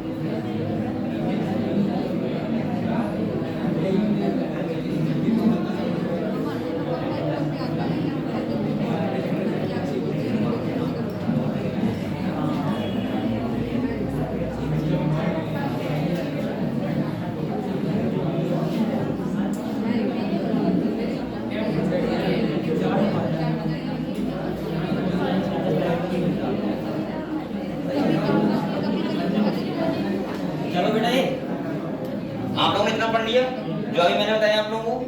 अब हम लोग जो नेक्स्ट टॉपिक पढ़ते हैं वो क्या है बेटा? इनफर्टिलिटी। इनफर्टिलिटी का मतलब होता है जब कोई भी कपल्स एग को फर्टिलाइज करने में क्या रहते हैं? असमर्थ। उसमें मेल भी हो सकते हैं और फीमेल भी हो सकती है, और जिस वजह से क्या ना हो, एग फर्टिलाइज ना हो, तो इसका मतलब क्या बोलते हैं उस केस को? इनफर्टिलिटी। अगर एग फर्टिलाइज नहीं होगा तो प्रेगनेंसी होगी? नहीं होगी ना, और नहीं होगी तो उस केस को क्या बोलेंगे? बोल कौन रहा है? अरे उस केस को बोलते हैं इनफर्टिलिटी। ठीक है, तो पढ़े इसके बारे में बेटा। ठीक है, देखो यहाँ पे कह रहा है discussion on reproductive health is incomplete without a mention of infertility. हम लोग कितनी बात कर लें, लेकिन ये जब तक अधूरा रहेगा तब तक हम लोग बात नहीं कर लेंगे किसकी? इनफर्टिलिटी की, क्योंकि ये बहुत इंपॉर्टेंट बात है। अगले कह रहे हैं a large number of couples all over the world ऐसे दुनिया में बहुत सारे कपल्स हैं जो बेटा क्या इंक्लूडिंग इंडिया आर इनफर्टाइल, जो कैसे हैं इनफर्टाइल हैं, यानी कि प्रेगनेंसी को फॉलो नहीं कर पा रहे हैं, या मैं बोल सकता हूँ एग को फर्टिलाइज नहीं कर पा रहे हैं। अगली कह रहा है बेटा they are unable to produce children in spite of unprotected sexual cohabitation, यानी कि वो अच्छा एक बार बताओ बेटा, एक चीज समझ लो, ये बच्चे थोड़ा सा डाउटफुल कर रहे हैं वहां पे, क्या होगा यहाँ पे देखो, यहाँ पे नाम चीज लिखी हुई कहाँ गई वो, अभी इसमें लगा ये समझ रहे हो आप लोग, एक्टोपिक प्रेगनेंसी क्या होती है, इसका मतलब होता है आस्थानिक का मतलब होता है सही जगह पे ना हो। जैसे अगर हमें पता है कि यूट्रस में जाने के बाद वहाँ एंडोमेट्रियम कवर होता है पूरी तरीके से, मतलब डिस्टर्ब हो, जैसे पहले हो गई ये बाद में हो गई, फिर उसके बाद बच्चा बड़ा होगा तो और प्रॉब्लम हो जाएगी, सही है, उसके इसकी बात करना है, ठीक है यहाँ पे, ठीक है, बढ़ते हैं। आप लोग पूछते रहा करो, अगर आपको कोई प्रॉब्लम हुआ करे, ठीक है, तुरंत पूछ लिया करो हाथ लगा करके कि सर इसको दोबारा बता दो, सही है। आप इंतजार मत किया करो मैं घूमने आऊंगा तो ही पूछोगे आप लोगों का कोई हिंदी पूछना हुआ करे, लेकिन अब एग्जैक्ट हिंदी तो मैं गूगल की टाइप से नहीं बता सकता, लेकिन वो क्या वो समझा सकता हूँ आपको बड़े आराम से कि इसका मतलब क्या है, ठीक है। और बेसिकली क्या है कि मैं कोशिश करता हूँ कोई भी लाइन में कोई ऐसा बात ना रहे जो आप लोगों को समझ में ना आए, लेकिन फिर भी अगर आपको लग रहा है तो आप लोग कोशिश किया करो कि तुरंत ही हाथ खड़ा कर दिया करो, सर इस बात दोबारा बताओ, तो ठीक है। और मैं ये तो बहुत अच्छा लगता है मुझे बच्चे पूछते हैं तो, ठीक है। तो देखो आप लोग, मैं वैसे सोचता हूँ कि आपको पता लगभग पता होगा, लेकिन फिर भी पूछ लिया करो, ठीक है। यहाँ पे जो कह रहा है बेटा a large number of couples all over the world, यानी कि पूरे वर्ल्ड में लार्ज नंबर में ऐसे कपल्स होते हैं जो कैसे हैं इनफर्टाइल हैं, यानी कि including India infertile, that is they are unable to produce children in spite of unprotected sexual या कोहैबिटेशन। मतलब हुआ कि हम बोल सकते हैं कि वो पूरी तरीके से बच्चे पैदा करने में क्या है असमर्थ है किसी भी तरीके से, ठीक है। ऐसे इंडिया में बहुत सारे लोग हैं। अगले कह रहा था reason for this could be many, अब इसके रीजन बहुत हो सकते हैं, जैसे पहला लिखा है फिजिकल, दूसरा लिखा है कॉन्जेनिटल, तीसरा लिखा है डिजीज या ड्रग्स या इम्यूनोलॉजिकल या इवन फिजियोलॉजिकल। मैं ऐसे बोल सकता हूं बेटा, अगर मैं बेसिकली बोलूं तो इसके क्या कारण हो सकते हैं आप लोग उसको सोचो। जैसे पहला मैं अगर मेल की बात करूं तो इसमें स्पर्म काउंट कम हो सकता है, सही है, मेल में ऐसा हो सकता है कि तब भी क्या नहीं होगा, एग फर्टिलाइज नहीं होगा। दूसरा अगर हम बात करें तो ऐसा हो सकता है कि फॉलिकुलर डेवलपमेंट सही से ना हो रहा फीमेल्स में, तब भी ऐसा हो सकता है। तीसरा अगर हम बात करें तो फैलोपियन ट्यूब से ओव्यूलेशन सही से ना हो पा रहा हो फेम्ब्रे से, वो भी हो सकता है। चौथा इमोशनल का मतलब इमोशनल भी होता है बेटा, क्योंकि हार्मोनल बैलेंस अगर डिसबैलेंस रह रहे हैं तब भी एग फर्टिलाइज नहीं होगा। आप लोग एक बात और ध्यान रखना, कभी भी ऐसा नहीं, कभी भी आपने बहुत सारे केस ऐसे देखे होंगे जिसमें डॉक्टर कहता है फिट है पूरी तरीके से, मेल भी और फीमेल भी, लेकिन तब भी प्रेगनेंसी होने में प्रॉब्लम होती है। तो इसका मतलब ये होता है कि जो एक पार्टनर होगा उसमें उसको कहीं ना कहीं किसी तरीके से टेंशन और रहती होगी, तनाव, और तनाव में भी हमारे हार्मोन क्या रहते हैं डिसबैलेंस, और जब हार्मोन डिसबैलेंस रहेंगे तो आपका सब कुछ सही आएगा, लेकिन उस टाइम पे प्रेगनेंसी नहीं होगी। क्योंकि मैंने कहा था कि फीमेल जो रिप्रोडक्टिव सिस्टम होता है वो पूरा डिपेंड करता है हार्मोन्स पे। किस पे डिपेंड करता है? एक बार को मेल्स का अगर टेंशन है चलेगा, लेकिन अगर फीमेल को टेंशन है तो वो डिस्टर्ब हो सकता है। क्योंकि आपको पता है बेटा LH और FSH का सीक्रेशन कहां से होता है?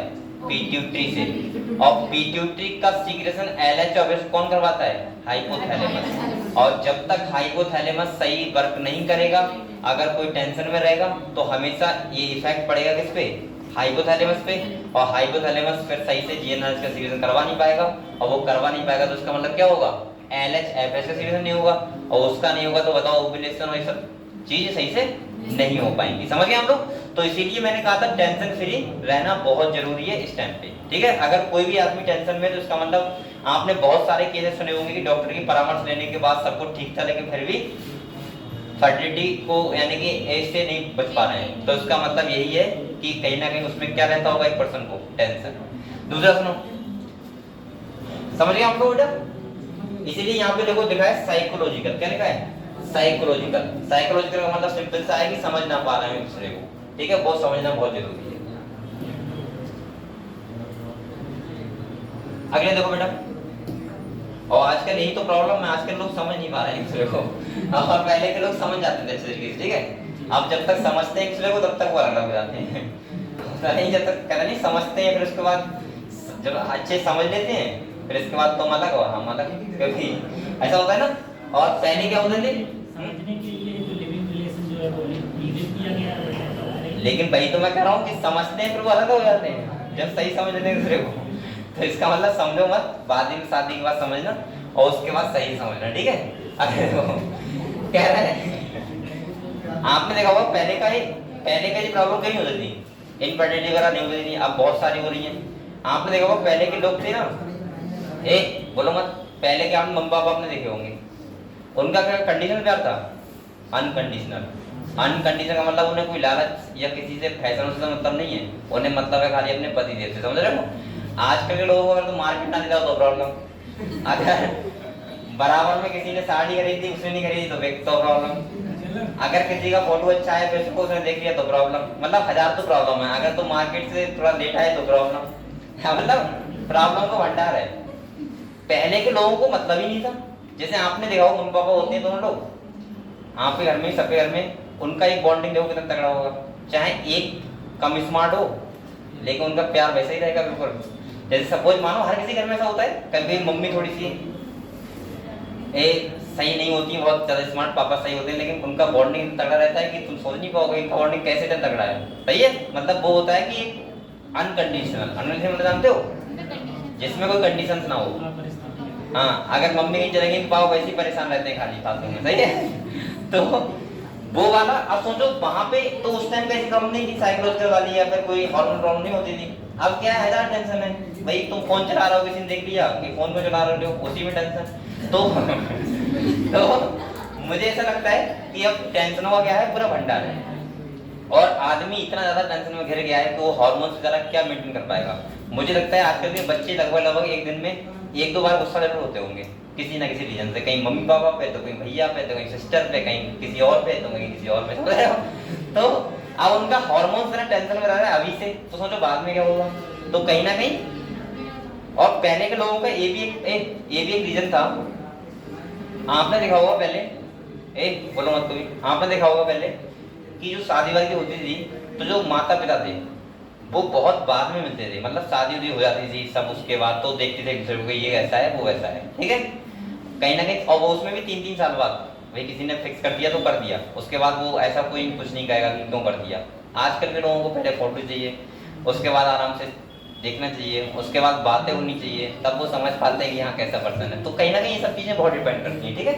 आगे देखो, कह रहा है in India often the female is blame for the couple being childless. यहाँ पे साफ साफ ये लिख रहा है कि बेसिकली इंडिया जो है, इंडिया में क्या होता है जब चाइल्डलेस होता है यानी कि, तो उसमें ब्लेम किसे देते हैं, फीमेल को, कि फीमेल में कहीं ना कहीं प्रॉब्लम है। लेकिन अगले देखो क्या कह रहा है, बट बोलो मत बेटा, but more often that they are not, the problem lie in the male partner, यानी कि प्रॉब्लम किसमें हो सकती है, मेल पार्टनर में भी हो सकती है। कह रहा है स्पेशलाइज्ड हेल्थ केयर यूनिट, यानी क्लिनिक वगैरह होते हैं इंफर्टिलिटी के, वहां पे जाना चाहिए और एक बार प्रॉपर चेकअप कराना चाहिए। बहुत लोग ऐसे होते हैं कि कहीं कहीं वो सत्संग कर जाते हैं, अरे होते नहीं है, यहाँ पे जाने से हो जाएगा ऐसा कुछ नहीं है, पहले क्लिनिक पे जाओ, सही है। अगले देखो कि कह रहा है could help in diagnosis and corrective treatment of some of these disorder and enable these couple to have children। आपने देखा होगा बहुत सारे दवाई खाने के बाद भी क्या होते हैं, बाद में फर्टिलिटी यानी कि इनफर्टिलिटी का केस खत्म हो जाता है और उस टाइम पे वो हो जाते हैं बच्चे करने में समर्थ, ठीक है। वो कब होते हैं, जब वो क्लिनिक या अच्छे डॉक्टर से परामर्श लेते हैं, वो उन्हें प्रॉब्लम दूर करते हैं, सही हो जाता है। अगले देखो, अब बेटा आगे देखो, कह रहा है however where such correction are not possible the couples could be assisted to have children through certain special technique। इसे क्या बोलते हैं, ART। क्या बोलते हैं, ART। इसका मतलब होता है असिस्टेड रिप्रोडक्टिव टेक्नोलॉजी। आप लोग पता है, अगर फिर भी अगर कोई बहुत डॉक्टर की दवाई खाने के बाद, बहुत हॉस्पिटल घूमने के बाद अगर फिर भी क्या रह रहा है, असमर्थ रह रहा है यानी कि बच्चे करने में, तो उसके लिए बहुत सारी आजकल टेक्नोलॉजी आ गई है जहाँ पे अब उनको चिल्ड्रन को कर सकते हैं। इसमें पहला फुल फॉर्म लिखो ART। क्या लिखो, एक बात और बता दूं आप लोगों को, यहाँ पे ध्यान सुन लो। यहाँ पे बेटा सबसे ज्यादा क्वेश्चन पूछे जाते हैं, वो पूछ जाते हैं फुल फॉर्म से। कहाँ से जाते हैं, वो फुल फॉर्म से एक क्वेश्चन आता है नीट में, जैसे वो ART ले लेगा, पूछेगा मतलब बताओ इसका, तो इसका मतलब क्या होगा बेटा, असिस्टेड रिप्रोडक्टिव टेक्नोलॉजी। और डिफरेंसेस बहुत कम रखता है ऑप्शन में, जिसमें आप समझ नहीं पाओगे कौन सा सही होगा।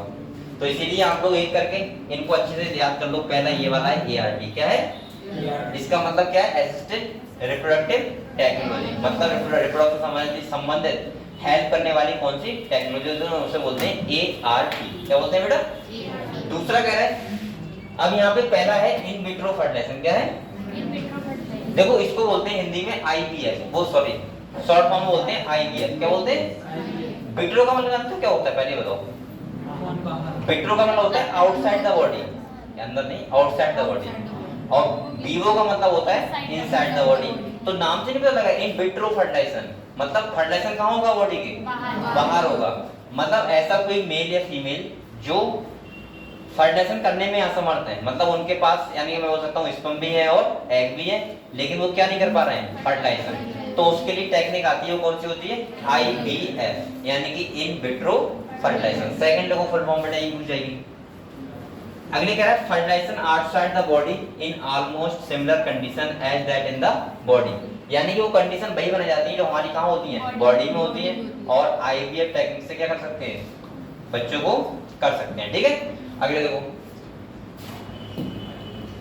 तो आप लोग पहले क्या देखा आपने? ART, और दूसरा कौन सा देखा बेटा?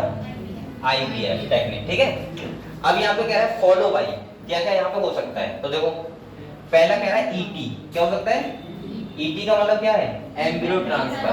अगर माता का मान लिया, हम बोल सकते हैं अगर माता का क्या सही है? यूट्रस वगैरह सही है, सही है, तो उस टाइम पे क्या होगा? फर्टिलाइजेशन बाहर हो जाएगा, उसके बाद एम्ब्रियो ट्रांसफर हो जाएगा।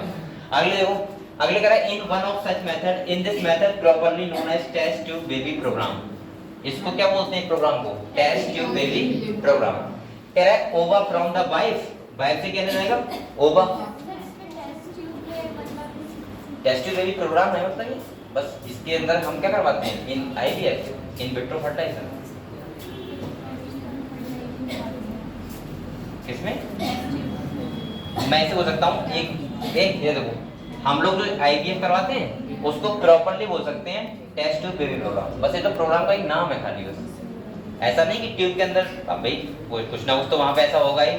अब ऐसा नहीं कि ट्यूब कोई ऐसा ट्यूब के अंदर ही फर्टिलाइजेशन होगा, तो इसलिए टेस्ट ट्यूब। टेस्ट ट्यूब का मतलब है सिंपल सा IVF टेक्निक, बस।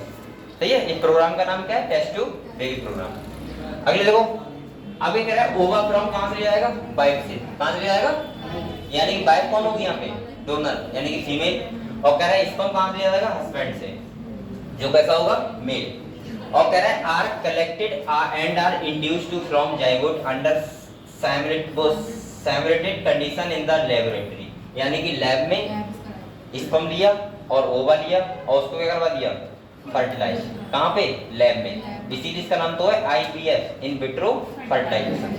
अगले कह रहा है जाइगोट और early embryo with up to 8 blastomere, कब होगा? जब 8 सेल का हो जाएगा, उसे क्या बोल रहा है? Blastomere. Could then be transferred into the fallopian tube. आप लोग बताओ बेटा, अगर 8 सेल का है, कितने सेल का है? तो उसे ट्रांसफर कहां करवाना पड़ेगा? फैलोपियन ट्यूब में। अगर वो 32 सेल का वगैरह हो गया है या थोड़ा और ज्यादा हो गया तो कहां करवाना पड़ेगा? यूट्रस में। क्योंकि आप लोगों को पता है अगर आप फैलोपियन ट्यूब में करवाओगे तो उसके बाद आना उसे कहां है? यूट्रस में। लेकिन अगर फैलोपियन ट्यूब ठीक है पूरी तरीके से, यूट्रस भी ठीक है, तो कहां करवा देते हैं? खाली फर्टिलाइजेशन नहीं हो पा रहा है बस। तो ऐसे बोल सकते हैं, इस केस में ऐसे बोल सकते हैं कि अगर मान लिया मेल है, कोई मेल है और उसमें स्पर्म काउंट कम है, क्या है? तो ये टेक्निक इंपॉर्टेंट है। यहाँ पे आपको क्या करवाना पड़ेगा? फीमेल तो पूरी तरीके से सही है ना? हाँ, देखो ब्लास्टोमियर जो होता है वो 8 to 16 सेल होता है, सही है, और जो ब्लास्टोसिस्ट होता है वो कहते होता है 32 सेल। तो मतलब अगर यहाँ पर ब्लास्टोसिस्ट बन जाएगा तो यूट्रस में कराएंगे, तो ऐसे बोल सकते हैं हम, और ब्लास्टोमियर होगा तो फैलोपियन ट्यूब में। ठीक है, अगले देखो, बोलो मत। अगले कह रहा है बेटा जाइगोट और early embryo with up to 8 blastomere could then be transfer into the fallopian tube, और इसको बोलते हैं बेटा जाइगोट इंट्राफैलोपियन ट्रांसफर। अच्छा, यहाँ पे एक होता है जिफ्ट और एक होता है गिफ्ट, ये भी ध्यान रखना।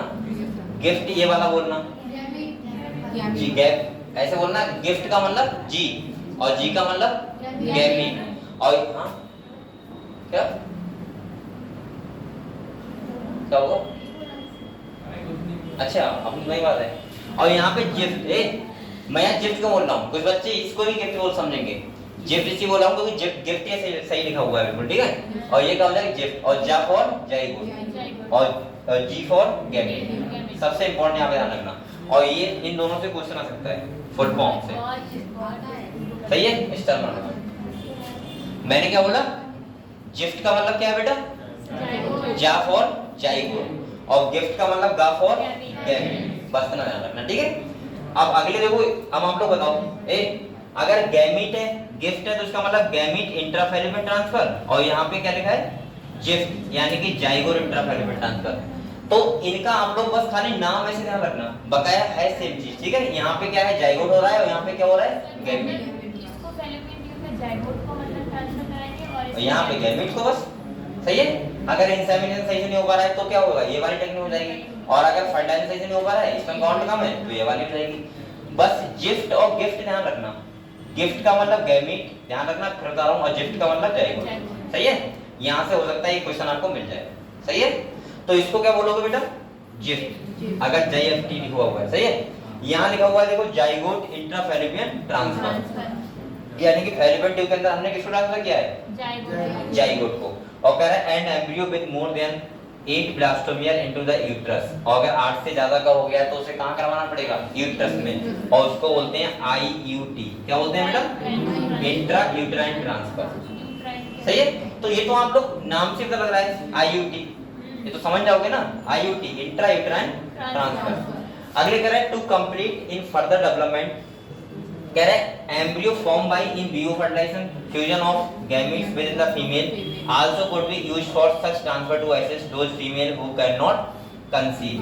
मतलब ऐसा करने जा रहा है कि अगर विवो फर्टिलाइजेशन हो रहा है, क्या हो रहा है, तो आप लोग क्यों करवाओगे बेटो, विवो तो हो जाएगा ना, और विवो अगर हो जाएगा मतलब बॉडी के बाद, बॉडी के अंदर अगर फर्टिलाइजेशन हो पा रहा है, तो इसमें दो प्रॉब्लम हो सकती हैं। पहला तो फीमेल सही होगी बिल्कुल, इसमें प्रॉब्लम किसमें होगी, मेल में। पहली बात, या तो मेल सही से इंसेमिनेशन नहीं कर पा रहा है, और दूसरा बेटा प्रॉब्लम स्पर्म काउंट कम है। तो इसका मतलब फीमेल तो सही है ना, तो इसका मतलब हम इन विट्रो नहीं करवाएंगे, क्या करवाएंगे, इन विवो फर्टिलाइजेशन, समझ गए बात। तो यहाँ पे सिंपल सा आपको बताया कि हमें गैमीट का ही ट्रांसफर करवाना पड़ेगा, और वो भी किसका, मेल गैमीट, कौन सा बेटा, इसीलिए वहां पे क्या बोला है, गिफ्ट, क्या बोला है, यानी कि गैमीट इंट्राफैलिपियन ट्रांसफर, और वो कहां पे, फैलिपियन ट्यूब वाली, मतलब उसके एम्पुलर रीजन में, कहां पे, एम्पुलर रीजन, समझ गए हम लोग। तो यहाँ पे देखो विट्रो फर्टिलाइजेशन का जो पार्ट है वो क्या है, गिफ्ट, क्या है, यानी कि जा फॉर जाइगोट, और जो इन विवो फर्टिलाइजेशन का जो होगा वो कौन सा होगा, गिफ्ट फॉर गैमीट, यानी कि विवो का होगा फर्टिलाइजेशन जब मेल में प्रॉब्लम होगी, और मैं बोल सकता हूं कि ये विट्रो फर्टिलाइजेशन कब होगा, जब मेल और फीमेल दोनों को प्रॉब्लम हो, सही है। या तो फीमेल को हो और ये मेल को ना हो तो ठीक है, लेकिन या दोनों को हो, सही है। अगले देखो बेटा कह रहा है यहाँ पे कह रहा है transfer of an ovum collected from a donor into the fallopian tube, और कह रहा है गिफ्ट का मतलब क्या है, gamete intrafallopian transfer of another female who can not produce one but can provide suitable environment for fertilization and further development is another method attempt। अब यहाँ पे देखो क्या कह रहा है, यहाँ पे कह रहा है कभी भी ऐसा हो सकता है कि फीमेल का जो ओव्यूलेशन सही से नहीं हो रहा है, सही है, यानी कि एग है वो नहीं आ पा रहा है, तो एग वो किसी दूसरे से, या हम बोल सकते हैं, लेकिन उसकी जो कंडीशन यूट्रस वाली है, फैलिपियन ट्यूब वाली है, वो बिल्कुल क्या है, सही है, सब कुछ सही है, बस खाली प्रॉब्लम क्या है कि फॉलिकल डेवलप नहीं हो पा रहा है। तो इसका मतलब ऐसा हो सकता है कि हम पहले एग को क्या करें, फैलिपियन ट्यूब वाले जगह पर रिलीज करें, उसके बाद स्पर्म को करें, और हम क्या करवा दें, विवो फर्टिलाइजेशन अंदर हो जाएगा, इसके बाद इम्प्लांटेशन होके बस क्या हो जाएगा, प्रेग्नेंट हो जाएगी फीमेल। अगले देखो कह रहे हैं इंट्रासाइटोप्लाज्मिक स्पर्म इंजेक्शन, इसे बोलते हैं ICSI, ये तो नाम से पता लग रहा है, इंट्रासाइटोप्लाज्मिक स्पर्म इंजेक्शन, यानी कि हम स्पर्म को डायरेक्ट क्या करवाएं, फ्यूजन करवाएं एग से। कह रहा है is another specialised procedure to form an embryo in the laboratory in which the sperm is directly injected into the ovum, यानी कि डायरेक्टली कहां होता है, ओवम में इंजेक्ट करा दिया जाता है, कौन, स्पर्म। तो यहाँ पे हमें बहुत कम स्पर्म जरूरत पड़ेगी, वहां पे कितनी पड़ती है, 100 से 300 मिलियन। तो प्रॉब्लम दोनों को हो सकती है, मेल और फीमेल को। हाँ एक ही पड़ेगी, कुछ तो ऐसा ना कि एक स्पर्म इतना बड़ा है तो उसको उठाएंगे वो कर देंगे, वही सेलेक्ट करेंगे, उसके लिए बहुत कम चाहिए हमें, ऐसा नहीं चाहिए कि 300 मिलियन चाहिए। अगले देखो कह रहा है infertility cases either due to inability of the male partner to insemination, the female is due to very low sperm count in the ejaculate could be corrected by artificial insemination. इसका मतलब क्या है कि आर्टिफिशियल तरीके से हम क्या करवाएं, इंसेमिनेशन कराएं। इस टाइम पे क्या होता है, मेल का या तो स्पर्म काउंट कम होता है या मेल इंसेमिनेशन सही से नहीं कर पा रहा है। अगले क्या है बेटा, in this technique the semen collect either from the husband or a healthy donor is artificial introduced either into the vagina or into the uterus. इसे बोलते हैं IUI, intrauterine insemination, यानी कि यूट्रस के अंदर आर्टिफिशियल कराना क्या कहलाता है, insemination, IUI, intrauterine insemination of the female. अब मैं एक बार आपको ये फुल फॉर्म सारी क्लियर कर दूंगा, ठीक है, यहाँ से एक क्वेश्चन आगे जाएगा, ठीक है। या तो आप ऐसा करो, ये बराबर में लिख लो सारी एक बार अपने हाथ से, मैं बोलता रह रहा हूँ, आप लिखते रहो, लिखो क्या, कॉपी लेके आए सब लोग। इन फुल फॉर्म से बेटा एक क्वेश्चन आ ही जाता है मेरे।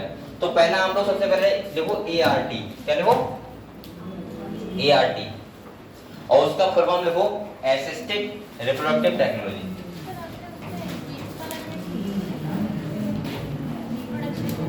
कौन सा, अभी रुक जाओ पहले तो समझ जाए। हाँ इसमें नहीं आएगा, वैसे मैं बता दूंगा। हाँ लास्ट में बता दे। लिखो ART और उसके फुल फॉर्म लिखो असिस्टेड रिप्रोडक्टिव टेक्नोलॉजी। ये हाथ से एक बार लिख लो बेटा, यहाँ से क्वेश्चन आ ही जाता है, मैं बता रहा हूँ।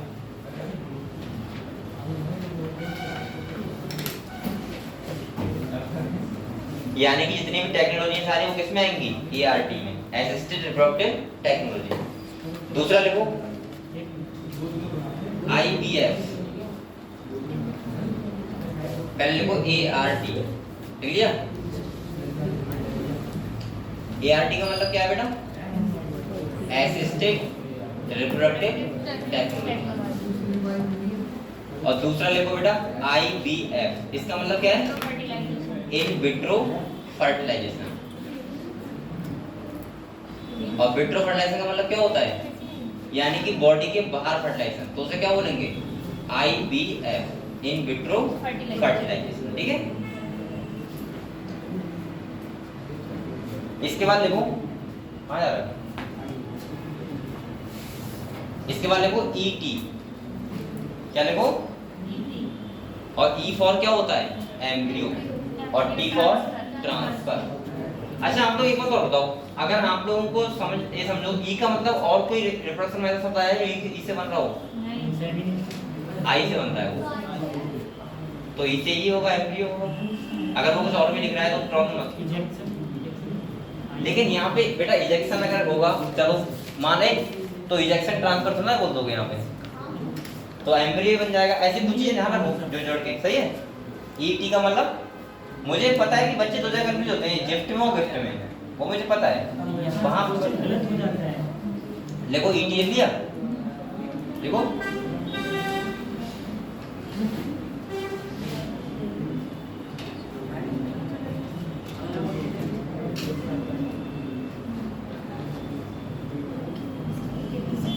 तो ET का मतलब क्या बताया बेटा हमने, एम्ब्रियो ट्रांसफर। दूसरा लिखो, अब लिखो ये ZIFT, जिसे मैंने क्या बोला, गिफ्ट, गिफ्ट बोला है, गिफ्ट का, तो अभी कुछ बोलना है गिफ्ट, यहाँ लिख लो ना हिंदी में गिफ्ट, सही लिखा है मैंने, गिफ्ट। और J का मतलब क्या है, ZIFT। और बेटा जा फॉर क्या है, जाइगोट, क्या है, और जाइगोट का मतलब होगा zygote intrafallopian transfer, GIFT, zygote intrafallopian transfer.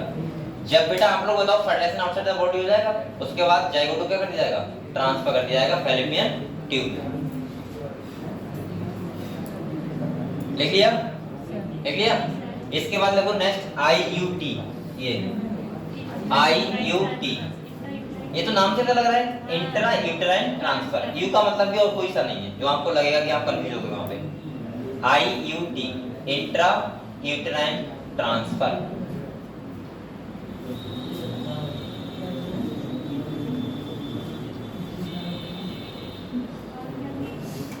अगर किसी को डाउट हो तो उससे पूछते रहना कि सर दोबारा बता दो चीज, ठीक है। अगला देखो, अगला आता है देखो गिफ्ट, और इसे हिंदी में भी लिख लो एक बार, गिफ्ट। और यहाँ पे जी का मतलब क्या है बेटा? गैमीट, इंट्राफैलोपियन ट्रांसफर, ठीक है। और गिफ्ट आपने लिखो तो आप लोग स्पेलिंग गिफ्ट की तो आती है ना भाई, गिफ्ट तो ऐसे ही बोल लिखते हैं, उसमें प्रॉब्लम क्या है? तो जी फॉर क्या होता है? गैमीट, बस। इसीलिए वहां मैंने जिफ्ट बोला था, जैसे जा फॉर आप समझ जाओ जाइगोट। तो लिखो गिफ्ट में लिखो गैमीट इंट्राफैलोपियन ट्रांसफर।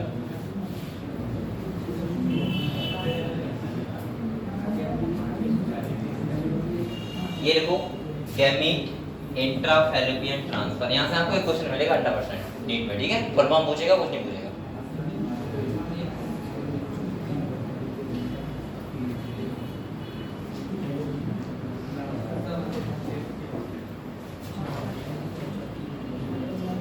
मॉनिटर पेपर हो गया तुम्हारा? अभी नहीं हुआ, 16 को केमिस्ट्री का।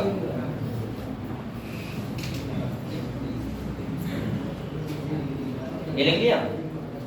अगले लिखो बेटा ICSI। इसका मतलब क्या है? I for intra, C for cytoplasmic, S for sperm injection. अब एक बात और सुनो, यहां से भी कंफ्यूज जाएंगे बच्चे। वहां पे वो पता है क्या लिखेगा ऑप्शन में? ये देगा फुल फॉर्म बोल लिखने के लिए, और एक तरफ लिखेगा intra cytoplasmic semen injection. S for क्या होता है? सीमेन, लेकिन यहाँ पे S फॉर क्या है? स्पर्म। ऐसे कंफ्यूज होते हैं खाली बस। तो ध्यान रखना, कोई मैंने सीमेन का इंजेक्शन बताया क्या अभी आपको? नहीं बताया। स्पर्म का ही बताया, तो इसका मतलब स्पर्म होगा S फॉर, ठीक है। ध्यान रखना ये वाला, इसमें बहुत बच्चे कंफ्यूज होंगे। ये वाला जो है ICSI, ICSI। अब आप लोग बताओ बेटा, I फॉर तो इंट्रा ही होगा, ये देखो वो तो आप समझ जाओगे। C फॉर क्या होगा? साइटोप्लाज्मिक, और कुछ बन ही नहीं रहा है यहाँ पे। ये देखो सब लोग इधर देखो, I फॉर इंट्रा ही बनेगा और C फॉर साइटोप्लाज्मिक ही बनेगा। और क्या बन सकता है बताओ? वो यहाँ कंफ्यूज कर सकता है आपको S देके। आप समझ जाओगे पहले ऑप्शन लिखा हो सीमेन, तो समझो सीमेन सही, तो S फॉर सीमेन होता है। लेकिन मैंने कुछ सीमेन का इंजेक्शन बताया अभी तक नहीं बताया, किसका बताया है? स्पर्म का। तो इसका मतलब यहाँ पे क्या होगा? इंट्रासाइटोप्लाज्मिक स्पर्म इंजेक्शन, समझ गए। और आई मतलब क्या होगा? इंजेक्शन। क्लियर?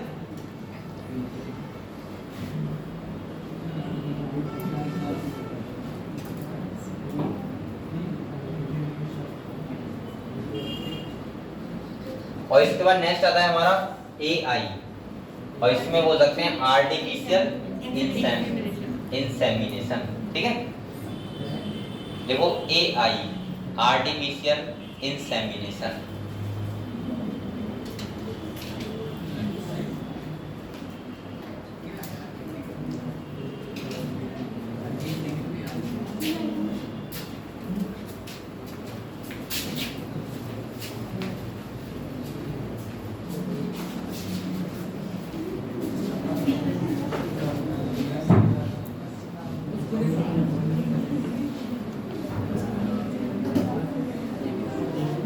पेपर देंगे यार, पेपर देंगे। हो गया पेपर? आज लास्ट था, चलो सही है। गंगा नहा गए हैं।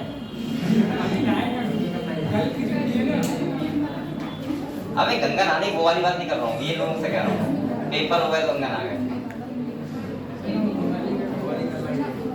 तो लोग कुछ लिख के आते हो? लिख के आते हो पेपर में? वैसे कोई टेंशन मत लो, अगर नहीं लिख के आओगे तो पास कर देंगे। नहीं होता है? अभी तो लोकल वाला एग्जाम है ना, तब भी लिख के आते हो। तुम लोगों को तो परफॉर्मेंस इतना बढ़िया कर रहा है तुम्हारा, वैसे ही पास कर देंगे। इतने कॉलेज वालों को एग्जाम दे रहे हो भाई। जैसे अभी सांस्कृतिक कार्यक्रम हुए थे तो इन लोगों ने पार्टिसिपेट किया था, ऐसे बच्चों को थोड़ा एक्स्ट्रा मिलता है बेनिफिट, ये बात नहीं है। टीचर्स के द्वारा ऐसा होता है, टीचर के कुछ बच्चे अट्रैक्टिव होते हैं। अट्रैक्टिव मतलब समझ रहे हो? एक्स्ट्रा ऑर्डिनरी समझते हैं बच्चों को, चाहे वो पढ़ाई नहीं वैसे भी समझते हैं, और भी चीजों में अगर एज पार्टनर तो। एक होते हैं बे वाले गधे वाले बच्चे नहीं, और एक होते हैं मीडियम वाले बच्चे। मीडियम का मतलब होता है ना तो वो इधर सही है ना तो उधर सही है, तो टीचर क्यों बात करे उसे? एक ऐसा होता है कि पढ़ाई में थोड़ा हल्की हो लेकिन बकाया एक्टिविटी में क्या हो, सही हो, तो उसको टीचर कैसे देखता है, अच्छे बच्चे की तरह। अब ऐसा नहीं बकाया एक्टिविटी लड़ाई वगैरह में अच्छे हो, मतलब कॉलेज के लिए भी ऐसा कर पाओ जो उन्हें अच्छा लगे। बोलो मत। बहुत सारे बच्चे ऐसे होते हैं ना अपना नाम छोड़ के जाते हैं कॉलेज में। अब तुम किस टाइप बेस पे छोड़ के जा रहे हो तो तुम्हें जानते होगे। कुछ लोग ऐसे होते हैं जो लड़ाईबाजी में छोड़ के जाते हैं, कुछ लोग ऐसे होते हैं जो कुछ अच्छा करके जाते हैं।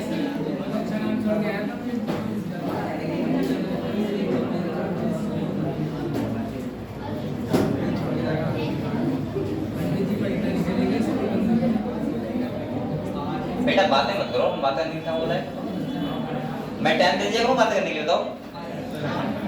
टाइम हो ही गया। मैं ऐसा 3:05 3 से 10 मिनट तक बातें कर लिया करो, ठीक है। और क्या बताऊं फिर, अब बातें क्या करूंगा, तो इधर देखो आगे देखो एआई हो गया, अगले क्या है आईयूआई, क्या है आईयूआई, इसका मतलब क्या है इंट्रा। अच्छा बताओ यहाँ पे देखो, ये बताओ इस चैप्टर में यू का मतलब कुछ मैंने होता है अभी तक, यूट्रस के संबंध होता है, और यूट्राइन, और आई का मतलब और होता है इंसेमिनेशन के अलावा, तो इसका मतलब आईयूआई का मतलब क्या होगा इंट्रा यूट्राइन इंसेमिनेशन।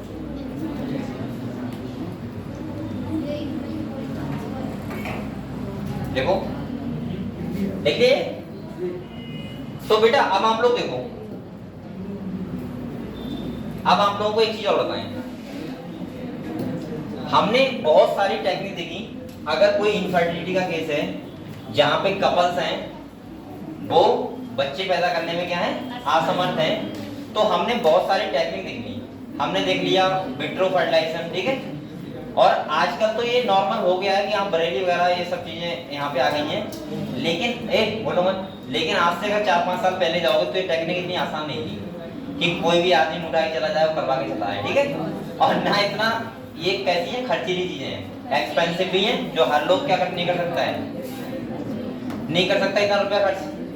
तो यहाँ पे किताब हमारी दूसरा ऑप्शन बताती है कि अगर कोई इनफर्टिलिटी का केस है तो मुझे लगता है सबसे अच्छा जो टेक्निक है वो है बच्चे को गोद लेना। क्या होता है एडॉप्ट करना बच्चे को, सबसे अच्छी चीज है। और उसमें क्या होता है ना तो आपका कोई खर्चा आएगा, और कोई बेचारा बच्चा जो ऐसा होगा कि जिसको माँ बाप चाहिए होते हैं उसको माँ बाप मिल जाएंगे, और जिसको बच्चा चाहिए होता है उसको क्या मिल जाएगा, बच्चा। तो हमारा किताब जो सबसे अच्छा ऑप्शन बताती है वो कौन सा है, ये वाला है।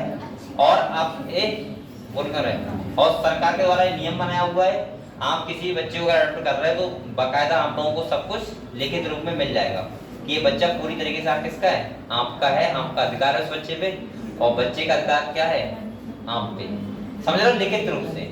लेकिन बेटा गलती ये मत करना कि रिलेशन में ये लो, जैसे ही वो 5 साल का होगा उसे पता लगा मम्मी पापा तुम्हारे वो वाले हैं, अरे फिर भी बेटा इफेक्ट बढ़ जाता है। और या वो देखे, या फिर ऐसा हो जाता है क्योंकि उसके माँ बाप को लगता है कि हमारा बच्चा दुखी है वहाँ पे, तो बेटा वो बाद में ये भी कहते हैं कि आजा मेरे घर पे, समझ रहे हो। तो ऐसा नहीं करना है, हम लोगों को ऐसा बच्चा लेना है कोई जिसको वास्तव में माँ बाप की कमी है, ठीक है। ऐसा नहीं कि भैया का ले लिया या फिर मौसी का भैया का ले लिया, ठीक है, तो मौसी का भाग जाएगा थोड़ी देर। इधर देखो बेटा, ठीक है। अब आप लोग सुने, बोलो क्यों रहे। अब यहाँ पे देखो किताब क्या कह रही है वो समझ लेते हैं। कह रहे ऑप्शन आर मैनी, हमारे पास बहुत सारे ऑप्शन भी हैं कि हम लोग अगर कोई इनफर्टाइल कपल है तो उसको हम हो सकते हैं, बच्चे हो सकते हैं। लेकिन कह रहा है all this technique require extremely, बोल कौन रहा है, high precision handling by specialised professional and expensive instrumentation. यानी कि कह रहा है ये टेक्निक जो होती है आसान नहीं है, ऐसा नहीं कि अभी आप गए बरेली करवा के चले आए, इसमें टाइम भी लगता है, अच्छे अच्छे डॉक्टर होते हैं, क्वालिफाइड डॉक्टर होते हैं, और ये सब टेक्नोलॉजी कैसी है, एक्सपेंसिव है। फिलहाल अगले आने वाली टेक्निक में तो हर जगह हो जाएंगी, लेकिन आज से अगर 5-10 साल पहले जाओगे तो उस टाइम पे क्या थी, बहुत सारी बहुत ज्यादा एक्सपेंसिव थी, लोग इनके बारे में जानते भी नहीं थे, ऐसा हो सकता है। लेकिन आजकल सब लोग समझदार हो गए, जानने लगे, तो वही बढ़िया है। अगले क्या है, therefore this facility are presently available only in very few centres in the country. यानी कि पूरे देश में बहुत कम सेंटर है, ठीक है, जहां पे फैसिलिटी मिल रही है। अगले क्या है, obviously their benefit is affordable to only a limited number of people. और इसका जो फायदा उठा सकते हैं वो कौन उठा सकते हैं, बहुत कम लोग।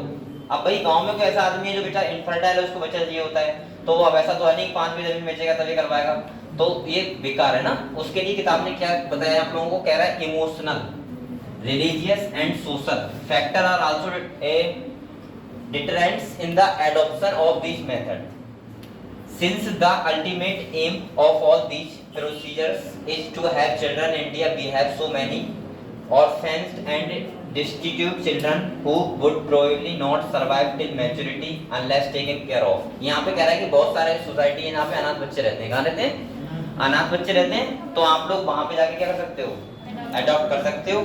इसमें कोई धार्मिक या नैतिक या किसी का सोशल कोई वो नहीं है, इशू नहीं है कि आप लोग क्यों जा रहे हैं वहाँ पे, क्यों लेके आ रहे हैं बच्चे को, ठीक है। ये क्या है, अच्छी चीज है, और इसमें बच्चे को भी फायदा हो जाएगा, वो माँ बाप को भी फायदा हो जाएगा।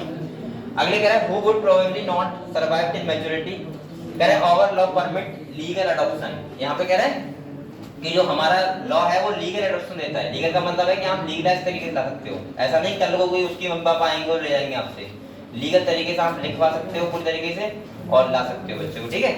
और कह रहा है बेटा our law permit legal adoption and it is as it one of the best method of for couple looking for parenthood, यानी कि माता पिता बनने के लिए ये वाला क्या है ऑप्शन, सबसे बेस्ट है एडॉप्शन।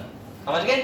अगर किसी को भी प्रॉब्लम है, इनफर्टिलिटी का केस है, तो आप लोग समझाओ कि सबसे अच्छा ऑप्शन क्या है, यही वाला है। समझ गए आप लोग? तो ठीक है, लेकिन कुछ बातें ध्यान रखनी है तो जरूरी रहेगा। तो बेटा अब आप लोग मेरी कुछ बातें सुनो। ये चैप्टर तो आपका हो गया, रिप्रोडक्टिव हेल्थ भी हो गया और हो गया ह्यूमन रिप्रोडक्शन। अब मैं बोलूंगा ए अभी हिलो रो मत, शांति बैठे रहो। हम लोग हिलने डुलने बहुत लगते हो जल्दी से, जैसे ही मैं कहता हूँ ठीक है तो उसके बाद फिर ठीक ही है, हैं? मैंने जब बोला कि तुम लोग पहले भाग जाते हो, पहले सुन लो करो। मैं ये बोल रहा हूँ आपके 2 चैप्टर हो गए।